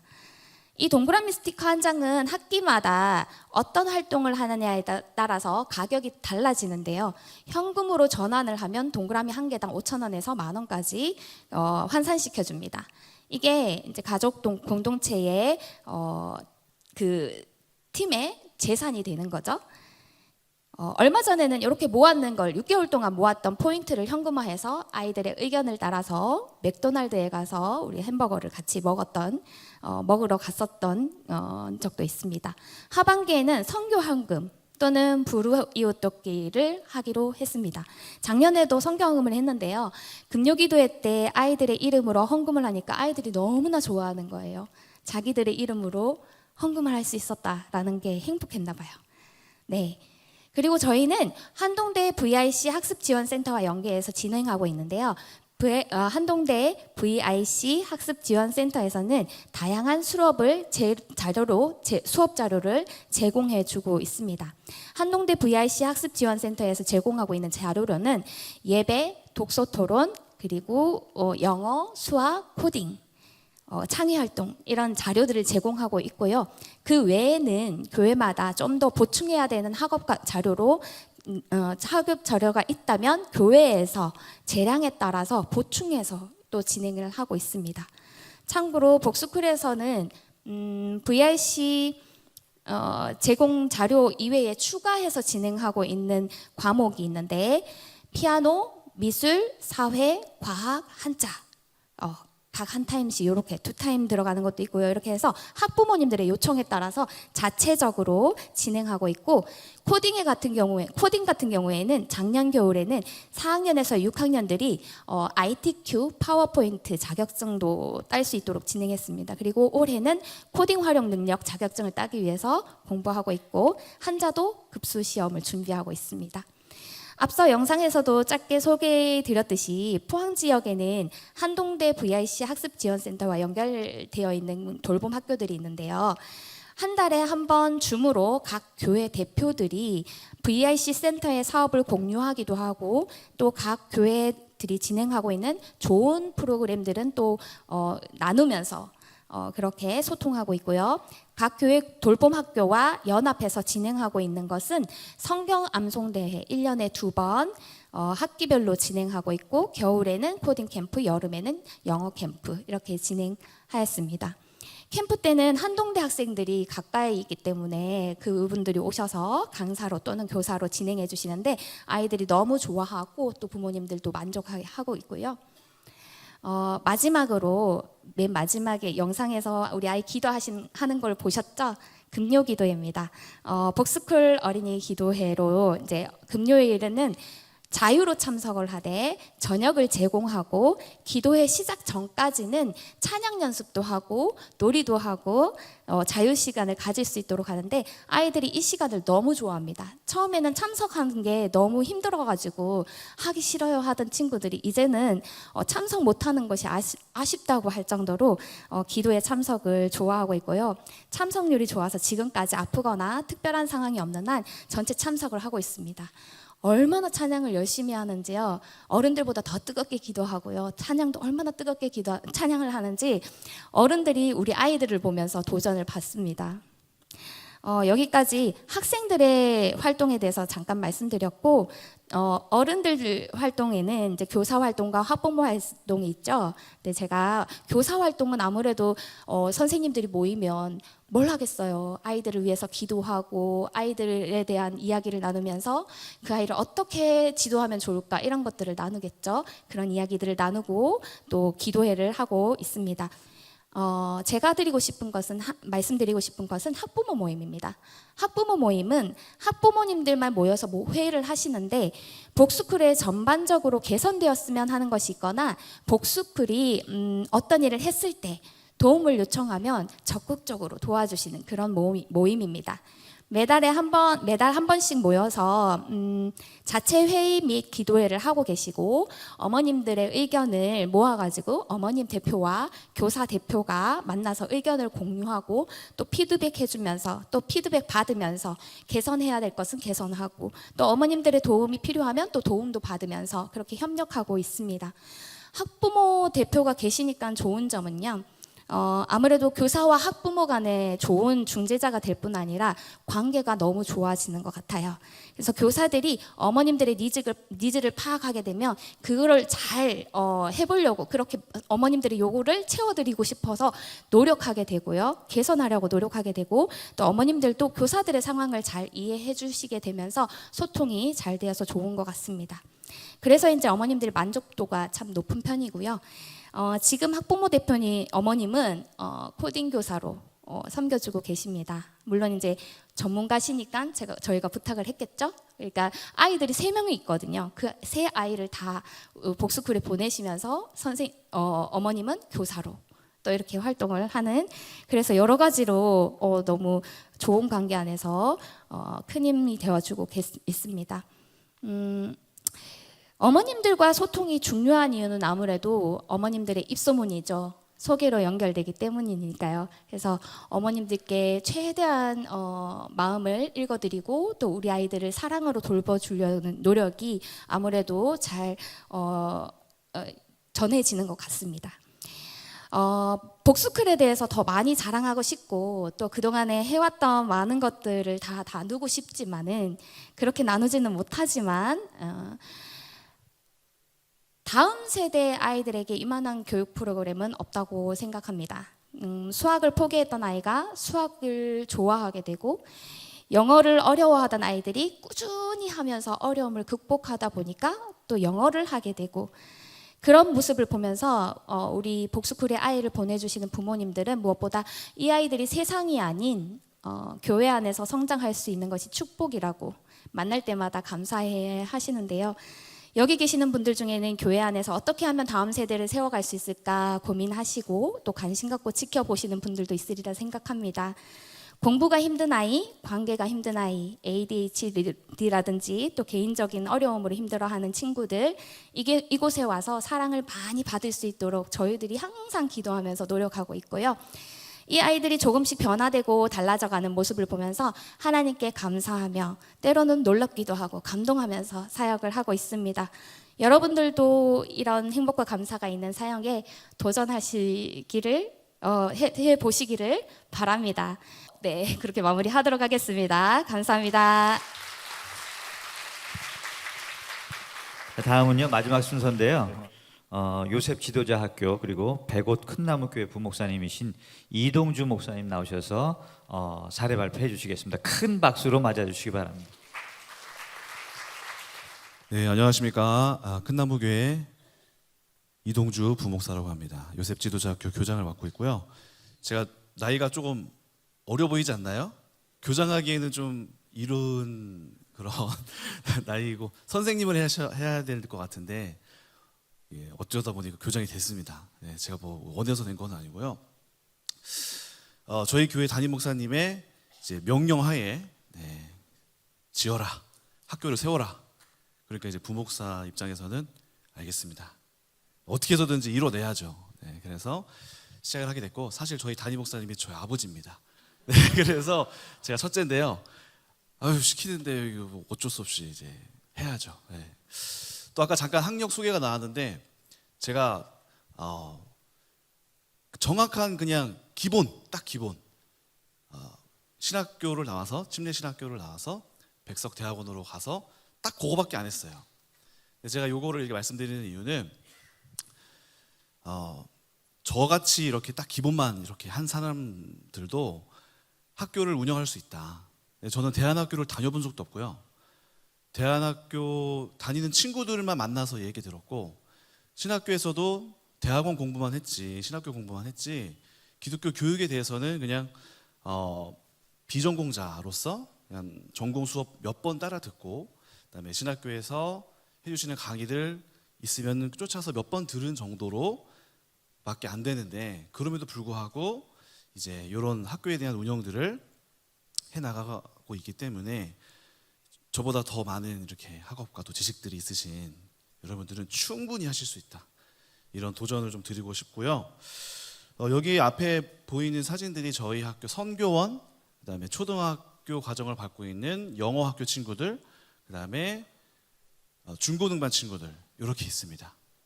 그래서 이렇게 아이들이 좀 다 같이 이번에 개학 예배 때 사진을 좀 찍었고요. 네, 목차를 보시면은 필요성, 뭐 교육팀 소개, 대학 진학 로드맵 이게 있어야 되고요. 그다음에 재학생과 교사 현황, 설립 과정, 운영 비용, 어떤 열매가 있었는지, 또 키 프로그램과 한계점은 뭔지 좀 나눠보도록 하겠습니다.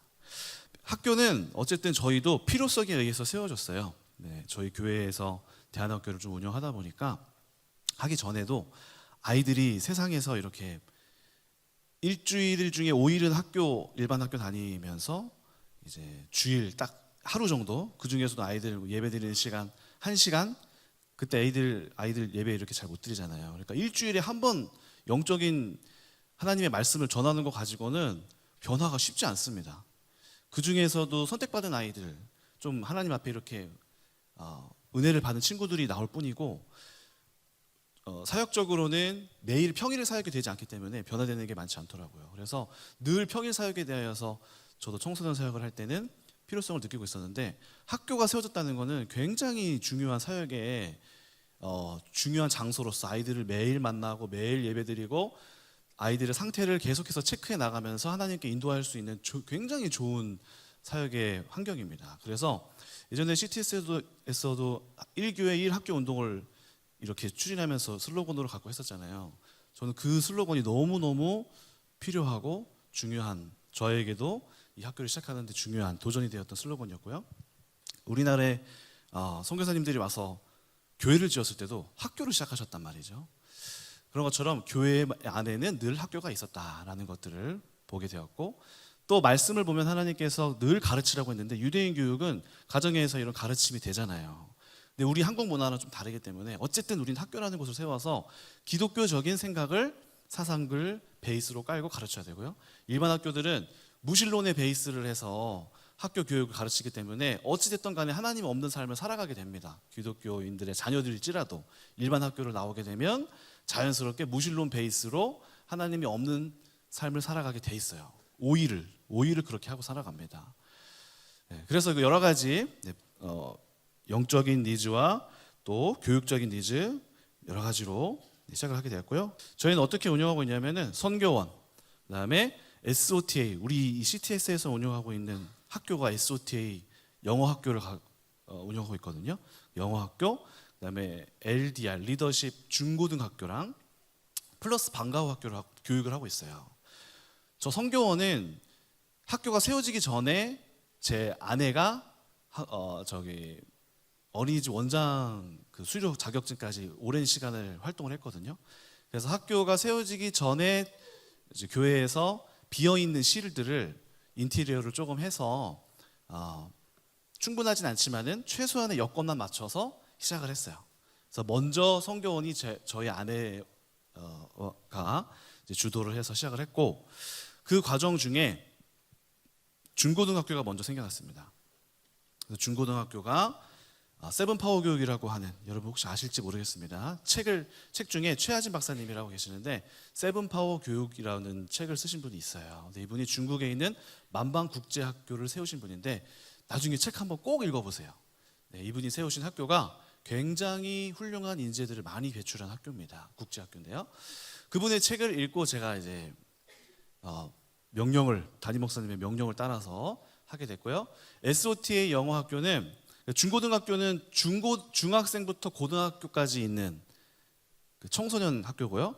SOTA 영어 학교는 초등학교부터 고등학교까지 이렇게 다 아우를 수 있는 학교예요. 근데 SOTA 영어 학교는 영어 교재를 활용을 해서 미국에 있는 선교 단체에서 만든 교재였기 때문에 미국에 있는 영어 교재, 기독교 베이스로 깔린 영어 교재를 가지고 어린 초등학교 1학년부터 고등학교 때까지 쭉 과학, 뭐 수학, 영어, 뭐 역사, 뭐 미국 역사긴 하지만은 그다음에 뭐 영어에 대한 문법들, 그다음에 예수님에 대한 이야기, 과학 뭐 다 웬만한 과목들이 다 들어 있어요. 그래서 저 분야를 마치면은 이제 미국 대학으로 이렇게 가는 과정으로 설정을 했고요. 중고등학교는 딱 중고등학교 친구들 대상으로 영어 교육을 능숙하지 못한 친구들이 올 수 있잖아요. 그럼 그 친구들은 중고등학교로 와서 거기부터 수업을 해 나갑니다. 그래서 이렇게 좀 대학 진학 로드맵을 저희 나름대로 선정을 해봤어요. 어쨌든 대안학교를 세웠다는 거는 대학교에 대한 그 학부형들의 로드맵이 제시를 해주고 가이드해줄 필요가 있거든요. 그래서 저희가 생각한 건 SOTA는 너무 잘 돼 있는 그 과정이에요. 그래서 요거는 이 SOTA 과정을만 잘 수료를 하면은 영어에 대한 부분은 웬만하면 마스터를 잘 하는 것 같아요. 그래서 저도 학교를 세운 지 뭐 불과 한 2, 3년밖에 안 되기 때문에 지금 졸업시키지는 못했지만 제가 SOTA 과정을 한 학교들을 쭉 많이 돌아다니면서 좀 확증을 얻었던 거는 저 과정을 거치면은 학력을 인정해주는 학교가 꽤 있어요. 그래서 그대로 그냥 수료를 받아서 SOTA 과정을 잘 미국에다가 이렇게 그 본부에다가 체크를 해서 학교 성적을 받아서 보내면은 인정해주는 미국 대학이 있고요. 근데 대부분은 그 SAT 시험을 보게 해서 들어가야 됩니다. 그러면은 SOT 과정을 잘 거치는 친구들은 SAT 시험을 나름대로 치를 수 있는 수준까지 올라간다고 하더라고요. 네, 그래서 그 과정으로 가고 있고요.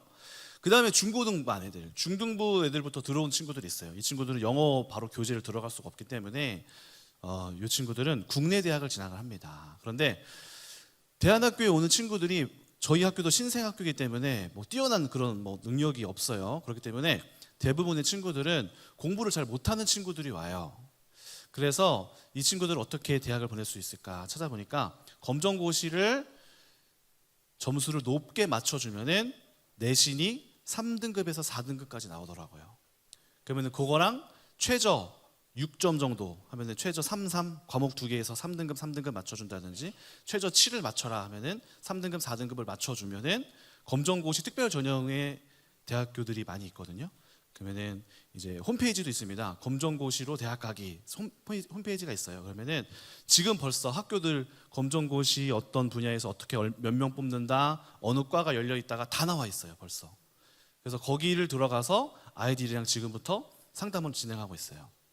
그럼 저희가 그거를 확인을 해서 이 친구의 검정고시 점수도 되게 쉬운데 60점을 맞으면 통과를 하는데 95점 이상을 맞는 거는 조금 이렇게 실수도 있고 조금 까다롭기는 하지만 그거를 맞춰주려고 이렇게 최대한 검정고시 교육으로 방향을 잡았습니다. 그리고 중국 대학은 이제 이것도 저희가 뭐 가려고 해서 간 건 아닌데 제가 중국 대학교를 이제 20살 때 1년 유학생을 했었거든요. 그런 경험이 있어요. 근데 저도 공부를 그렇게 잘하는 편은 아니었는데 중국에 있는 명문 대학들은 일반 학교 학생들이 가기가 수월해요. 네, 그래서 중국에 있는 북경대, 칭화대, 북경사범대, 뭐 인민대, 뭐 절강대 여러 가지 있는 대학들이 국제 순위에서는 되게 높거든요. 국제 사회에서 수준 그 대학 순위에서는 우리나라보다 높아요. 우리나라 서울대, 카이스트보다 높아요. 그래서 저런 대학교에 우리 친구들이 갈 수 있는 경험을 해줄 수 있는 걸 제가 경험했기 때문에 그런 코스를 짰고, 그다음에 감사하게도 이제 저희가 중국에 있는 어떤 트립을 하다가 한 위해에 있는 위해 중세학교랑 MOU를 맺었어요. 그래서 그 학교가 HSK 시험을 봐주는 학교이고, 그다음에 중국에 있는 대학들의 TO가 나오는 학교여서 저기랑 MOU를 맺어서 저희가 이렇게 HSK랑 토플 준비를 시킬 테니까 거기 학교에서 마무리를 해주시면 졸업증을 가지고 중국 대학으로 보낼 수 있다. 네, 이런 MOU를 맺어서 연결이 돼서 그렇게 보내고 있습니다. 그래서 저희 대학 로드맵은 저렇게 세 코스로 짜지게 되었어요. 제가 구상한 건 아니고 하다 보니까 저렇게 되어지더라고요. 네. 교사 및 학생 현황을 보시면은 교사 성교원은 교사분들 4명에 학생 17명, 조리사분들 3명, 그다음에 SOT 영어학교는 정교사, 그러니까 행정직원과 정교사가 3명, 강사가 7명, 학생들이 15명. 중고등학교도 행정교사와 전임으로 이렇게 있는 풀타임으로 있는 분이 3분, 강사가 10명, 학생이 15명, 방과 후 교육은 교사가 6명, 학생이 12명 이렇게 됩니다. 그래서 저희도 어쨌든 운영을 하다 보니까 강사분을 활용할 수밖에 없어요. 그래서 강사분들이 시간당 10,000원씩밖에 저희가 못 드려요. 그리고 교회에 다 성도님들이세요. 근데 교회에 보시면은 인재들이 많습니다. 그분들이 고학력자들도 은근히 많이 계시고요. 그분들한테 도움을 요청하는 거예요. 봉사를 요청하지만 저희가 이렇게 시간당 얼마씩 해서 드리겠다. 이렇게 해서 드리고 있어요. 그러면 그분들이 안 주셔도 돼요. 안 주셔도 돼요. 하지만 저희가 이렇게 그래도 챙겨드립니다. 이런 개념으로 가고 있습니다. 그래서 저희 강사분들이 어떤 친구들, 선생님은 네이버 웹툰 작가분들도 계셔서 미술 가르치시고요. 수학학원 원장님이 오셔서 한두 시간 해주고 낮 시간 해주고 가시고요. 그다음에 저희 학교 옆에 있는 음악학원 원장님이 와서 음악 수업 해주시고요. 뭐 이런 식이에요. 컴퓨터 전공하는 대학생이 와서 수업해주고 가고요. 역사 전공하는 학생이 와서 수업해주고 가고요. 이런 식이에요. 그러다 보니까 풀타임으로 있는 분들은 고정적으로 아이들을 돌봐야 되기 때문에 필요한 부분들을 남겨두고, 그다음에 저희가 수업을 다 못하기 때문에 그런 부분들은 교회에서 요청을 해서 모집을 해서 이렇게 봉사 형식으로 해 나가고 있습니다. 설립 과정을 보면 이제 어쨌든 담임 목사님의 비전과 마음에 주신 하나님의 마음들이 제일 중요했던 것 같아요. 그래서 저희 담임 목사님이 어렸을 때 많이 그 교육에 대한 부재가 있으셨기 때문에 교육에 대한 갈망이 있으셨고, 저희 가정이 6남매입니다. 6남매. 제가 첫째고요. 셋째까지가 진짜 리얼 형제고, 넷째, 다섯째, 여섯째가 입양한 친구들이에요. 그래서 원래는 넷째만 입양하기로 했었는데 입양하고 나니까 너무 좋아서, 저희가 중학생 때 너무 좋아서 다섯째 입양하고 또 너무 좋아서 여섯째까지 입양을 한 거예요. 근데 그게 교회에 붐이 일어났어요. 성도님들이 다 동참하시게 됐어요. 그래서 교회에 약 한 30명, 40명 가량의 입양 아이들이 있습니다. 그래서 감사합니다. 제가 박수할 건 아니고 우리 담임 목사님이 또 하나님께 영광 돌리는데, 그렇게 지금 교회 성도님들에게 그런 바람이 확 일어나니까 담임 목사님이 마음속에 책임감이 이제 느껴지신 거예요. 우리 아이들이 잘 커야겠는데 어떻게 하면 좋을까. 그리고 특히 넷째가 대안학교에 대한 좀 시작점이 됐는데요. 넷째가 말썽을 정말 많이 부렸어요. 초등학교에서 중학교 올라가는 그 시점부터 담배 피고 술 마시고 막 이런 문제를 많이 겪다 보니까 일반 공교육에서는 이 친구를 이렇게, 요즘에 이제 뭐 학생 인권이 좀 중요하다 보니까 그런 아이들이 학교에서 그냥 잠을 자고 수업 안 들으면은 터치할 수가 없잖아요. 그러니까 그 친구도 그냥 그렇게 방치된 상태로 중학교랑 고등학교를 쭉 이렇게 넘어가게 되는 거예요. 그러니까 부모 입장에서는 너무 답답하죠. 학교에서 뭐 하고 왔니? 그럼 자고 왔어요. 그 선생님한테 불려가서 저희 담임 목사님 맨날 선생님한테 꾸중 듣고 오시고 이런 일들이 많이 반복돼서, 근데 부모님들은 자신의 일들이 있기 때문에 아이를 돌보기가 쉽지 않잖아요. 어쨌든 학교에서 이런 거를 좀 해주십사 하는데 선생님들 입장에서는 또 시스템적으로도 그렇게 못해요. 시스템적으로도. 그래서 이거는 이대로 가다간 우리 넷째가 큰 문제가 생기겠다 싶어서 그 친구를 이제 꺼내서 기독교 대안학교를 보낸 거죠. 근데 그 기독교 대안학교에서 굉장히 많은 변화와 아이의 하나님을 만나게 되는 일과 이런 일들이 이제 벌어지게 된 거예요. 근데 문제는 뭐냐? 너무 비쌌어요. 정말 많이 비싸요. 그래서 담임 목사님이 어쨌든 우리는 보냈지만 같이 따라오려고 하셨던 성도님들은 또 못 보내셔서 미안한 마음이 있으셨고, 대안학교가 대안이 안 된다. 비용이 너무 비싸다. 그래서 이거는 저렴하게 이거는 어쨌든 최소한의 운영비만 맞추고 그렇게 운영할 수 있게 해야 된다. 이런 마음을 가지고 대안학교를 시작하셨고, 그 과정 중에 이제 지역아동센터가 계속 운영 중에 있었고, 그러다가 중간에 이렇게 어떤 담당하시는 분이 실수로 인해서 좀 폐쇄가 됐어요. 그렇게 좀 비어 있는 공백이 좀 있었고, 그때 저 두 친구가 이제 검정고시를 보는데 학교를 안 보내겠다. 뭐 여러 가지 사건이 있어서 학교를 안 보내고 검정고시를 보도록 좀 교회에서 그 지역아동센터, 그다음에 방과 후 학교를 먼저 운영하고 있었거든요. 그 아이가 와서 중고등부 수업을 좀 이렇게 공부를 자습할 수만 있게만 해주셔라, 여러 가지로 요청이 왔는데, 마침 저희 대학교 청년 중에 학교를 좀 잘 나왔는데 쉬고 있는 청년이 있었어요. 그래서 그 친구를 붙여줬어요.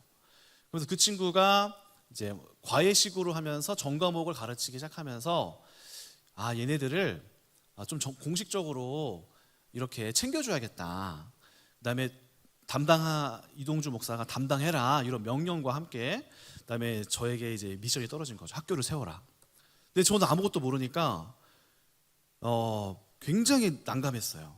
난 대안학교를 경험한 적도 없고 한 적도 없고 어떻게 해야 되지? 그러던 중에 책을 발견하게 된 게 세븐파워 교육이었어요. 세븐파워 교육. 그 책을 읽으면서 제가 너무너무 재밌고 그다음에 자신감과 이런 기쁨을 얻었어요. 비전을 얻었어요. 이렇게 되면 좋겠다. 근데 책을 딱 덮는데 이제 제가 덮으면서 기도를 했어요. 하나님 앞에. 하나님, 이런 학교가 되면 너무 좋겠는데 근데 또 슬픔이 몰려오는 거예요. 나는 대안학교 못 하잖아요. 나는 이런 거 모르는데 나보고 어쩌라는 거예요. 왜 나한테 이런 일을 맡기셔가지고 막 기도를 하는데 하나님께서 주시는 마음이 야, 이 책에 다 써있지 않냐. 이대로 그냥 해라. 생각해보니까 그렇네요. 그래서 제가 학교를 세우라는 딱 미션을 받으면 제일 먼저 아까 우리 목사님들 말씀해 주셨지만 핵심 가치가 뭐냐. 저는 핵심 가치 저는 없거든요. 핵심 가치 뭐를 해야 되지? 그러니까 이제 우리 학교는 뭘 추구해야 되지? 어떤 방향성을 가지고 가야 되지? 이런 게 아무것도 없으니까 그냥 이거 세븐파워를 만난 게 저한테는 이게 핵심 가치였던 거예요. 이거 그냥 해야겠다 하고 제가 이거를 교회에다가 이제 선포를 한 거죠. 우리 교회에서 제가 이제 매주 금요일 매달 한 번씩 설교를 하는데 그때 학교에 대한 얘기를 세븐파워 한 달에 3강씩 탁탁탁 해 나가면서 분위기를 이렇게 만들었어요. 우리 학교에서 이 앞으로 대안학교에 대한 미션이 있는데 우리 학교는 이렇게 갈 거다. 이거 이렇게 갈 거다 하고 이제 선포를 하고 성도님들이 굉장히 많이 이제 동의를 해주셨어요. 그런 과정 중에 제가 이걸로는 부족하다. 제가 대안학교를 많이 다녔거든요.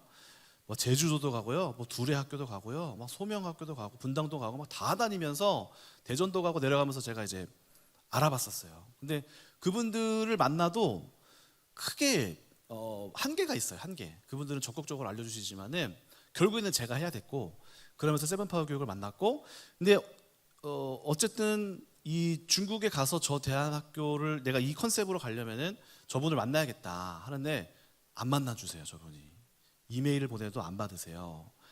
그래서 제가 정말 끈질기게 진짜 정말 많이 보냈고 결국에는 인스타 DM도 보내고 제가 별짓을 다 했어요. 그랬더니 결국에는 이제 연락이 오시는 거예요. 그래서 당신의 진심을 봤다. 그리고 제가 교회 홈페이지에다가 학교가 아직 설립되지도 않았는데 세븐파워 교육 이렇게 할 거다 하고 다 올려버렸어요.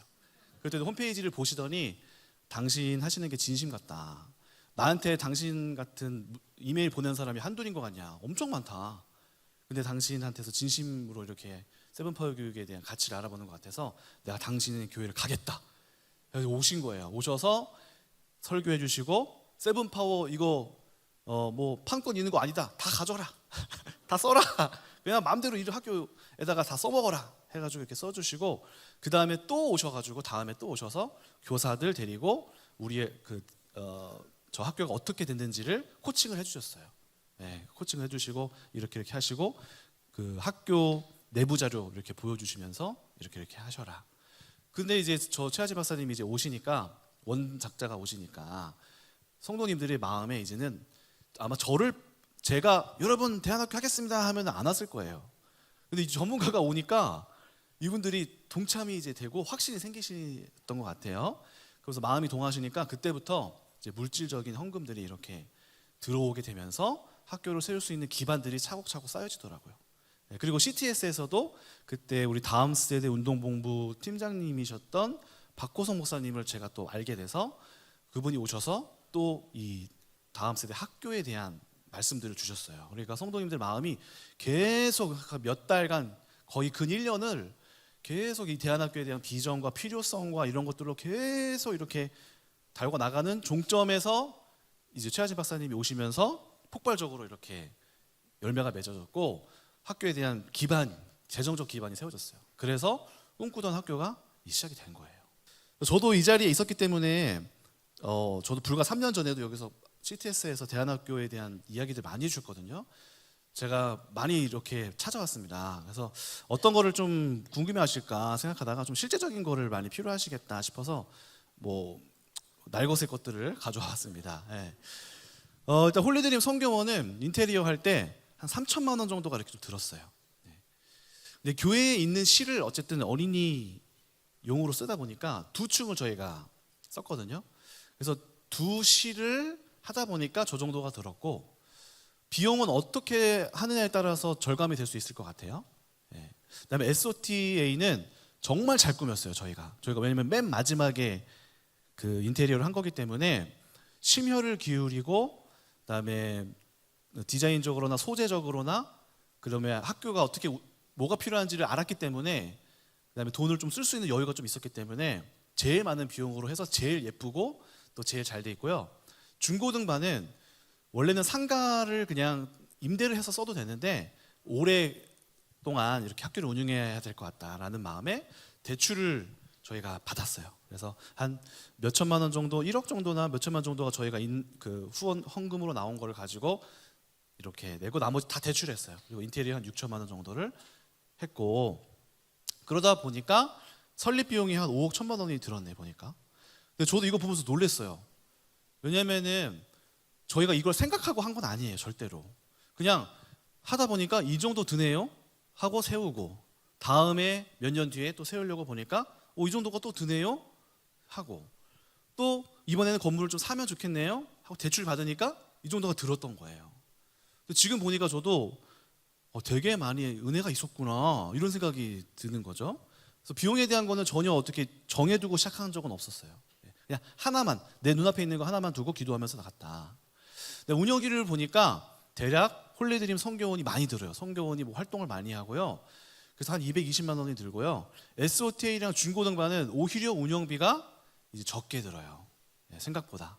그래서 매월 고정 지출이 학교 운영하는 데에만 이 정도만 나가고, 줄이면 더 줄일 수 있어요. 저희가 행사를 많이 하고, 저희도 아까 달란트 시장 이야기하셨던 것처럼 메린 마켓이라고 마켓을 열거든요. 그러니까 그런 비용만 줄이면은 운영비가 그렇게 많이 나가지 않을 수도 있다. 그리고 교회 안에서 운영하시다 보면은 월세 안 나가고, 전기세 교회에서 나가고, 나머지 다 교회에서 내주니까 운영비는 이렇게 해서 그냥 줄이면은 하기 나름이다. 그렇게 될 것 같고요. 대신에 이제 교사 임금이 많이 나가는 거예요. 교사 임금, 홀리드림 선생님들은 저기에는 아까 그 식당 하시는 우리 조리사 분들도 3분 정도가 계시기 때문에 임금이 좀 많이 나가 책정된 건데요. SOTA 교사랑 그다음에 중고등반 교사, 그렇게 해서 그 강사가 좀 섞여 있어요. 중고등반이랑 SOTA 강사가 섞여 있어가지고 지금 SOTA 교사가 적게 느껴지는데 사실은 저게 좀 다 이렇게 전체를 보시면 된다. 강사가 중복되기 때문에 그렇게 돼 있고요.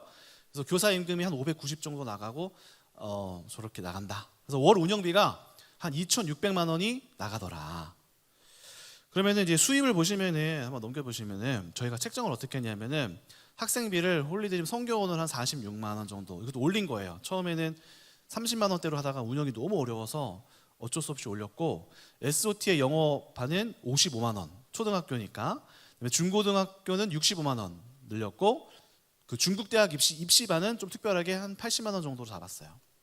그래서 저렇게 해서 아이당 50만 원, 대략 뭐 60만 원 정도만 이렇게 받아서 운영을 한다면은 운영이 좀 돌아가는 상황이 되는 거예요. 그리고 교회에서 후원금 200만 원, 그다음에 저희는 교구가 한 10개 정도 되는데, 10개, 12개 되는데 그분들이 10만 원씩 작정 헌금을 해서 저희한테 매월마다 보내주세요. 교구 한 달에. 그래서 그걸 했고, 저희 교회가 가지고 있는 사단법인 후원 단체가 있어서 그것을 보내주세요. 그러면은 수입 현황이 3천만 원 정도 되고, 아까 운영비가 2,600만 원 되니까 400만 원 정도가 남는 상황에서 좀 돌아가고는 있는 거예요.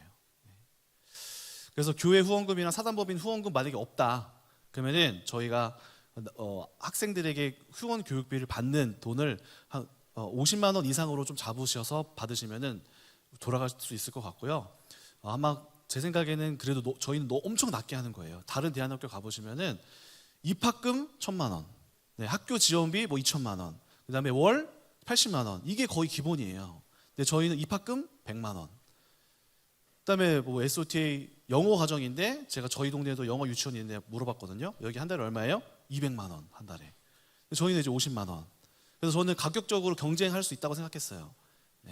그리고 어쨌든 넘어가시면은 그래서 열매는 확실히 있습니다. 특별히 제가 말하는 거는 이제 중고등부 아이들인데 SOTA 학교는 이번 연도에 시작했기 때문에 한 학기밖에 안 돼서 큰 이제 뭐 결과라기보다는 중고등학교가 한 2, 3년 됐기 때문에 저희가 세븐파워 교육에 있는 최하진 박사님의 그 노하우들을 다 가지고 와서 써요. 그 중에 하나가 그 위클리라고 하는 건데 아이들에게 손글씨를 저희는 다 쓰게 합니다. 타자 안 치게 해요. 무조건 손글씨예요. 영어 사전도 다 무조건 책으로 봐야 돼요. 전자기기 완전 폐쇄 시켜서 손글씨 다 쓰게 하고 일기 쓰게 하고 소감문 다 쓰게 하고 매주마다 위클리 라이프를 써라. 저거를 쓰면은 친구 관계 어땠는지, 그러니까 처음에는 백지를 줬어요. 그랬더니 잘 못 쓰더라고요. 그래서 주제를 주기 시작했어요. 친구 관계에 대해서 써봐라. 용돈에 대해서 써봐라. 하나님과의 관계에 대해서 써봐라. 그런 주제를 7가지 정도를 주고 이렇게 주차별로 돌리고 있어요. 그러면 아이들이 그 주제에 맞게 씁니다. 그래서 아이들의 변화는 확실해요. 중고등부 아이들 중에 저희 학교는 어쨌든 공부적으로 메리트 있는 학교는 아니었기 때문에 처음에 시작할 때 문제아들이 많이 왔어요. 그래서 한 학생은 이제 부모님에게 이제 폭력을 행사하는 친구, 부모님에게 막 침도 뱉고 막 경찰이 매번 와요. 그런 폭력성이 있는 친구가 우리 학교에 왔어요. 안 왔으면 좋겠는데 좀 정상적인 애들은 안 오더라고요. 꼭 이런 애들만 와요. 그래서 또 왔구나. 어떻게 받아야죠. 우리 학교도 뭐 갱생하는 학교니까. 그래서 이런 친구들 받아서 이렇게 도와주고 이 친구 가지고 이제 저희는 매일 큐티 모임과 영성 시간이 매일 있어요. 그래서 그 시간에 막 기도해주고 말씀 주고 아이들이 만나서 상담해주고 이런 걸 계속하면서 이번에 다닌 지 1년 정도 됐는데 완전히 새 사람 됐어요. 교회 사역의 연장선입니다. 그러니까 이게 베이스가 돼야지 공부건 뭐건 가정이 행복하지 않고 인간관계 갈등이 있으면은 반드시 문제가 생겨요. 공부 안 돼요. 성적 떨어져요. 그러니까 이 베이스 하나님과의 관계, 사람과의 관계 이게 1번이란 말이죠. 이런 바탕 요거를 깔아주는 거죠. 교사들도 매번 저희가 이제 교회에 있는 학부모들을 또는 성도님들을 불러서 멘토링 선생님으로 도와주세요 이렇게 요청했어요. 그래서 소그룹을 형성해서 아이들을 상담하고 소그룹 영성 시간에 교사들을 투입했고 그다음에 멘토링을 써주세요. 그러면 저 멘토링을 쓰면 교사가 보는 아이의 입장을 적어가지고 4주짜리를 적어서 학부모한테 보내요.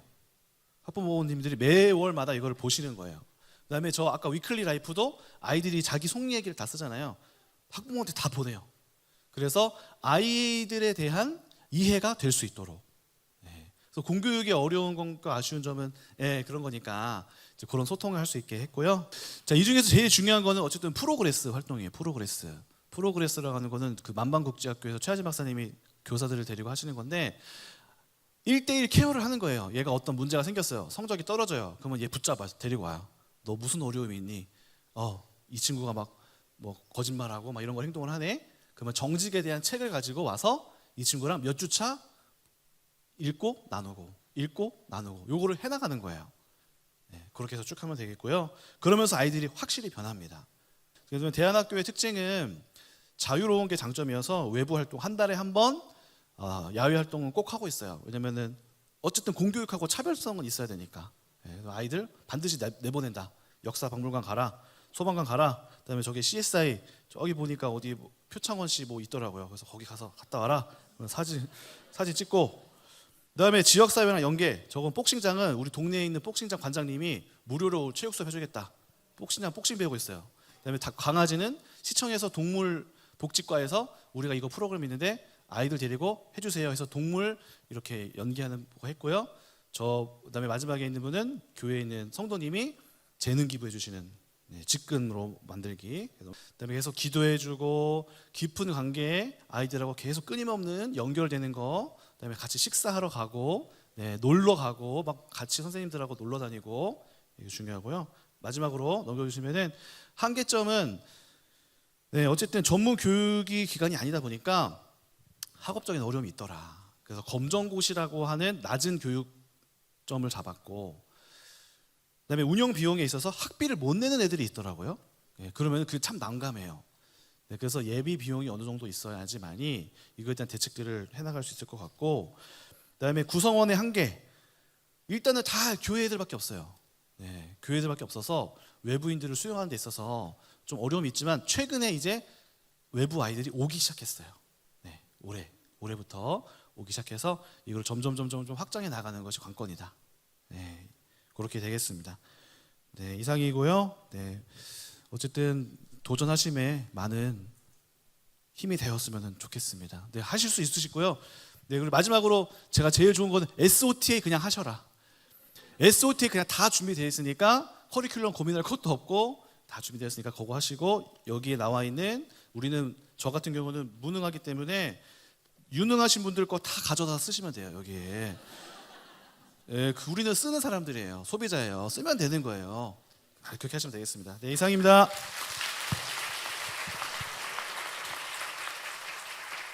네, 감사합니다.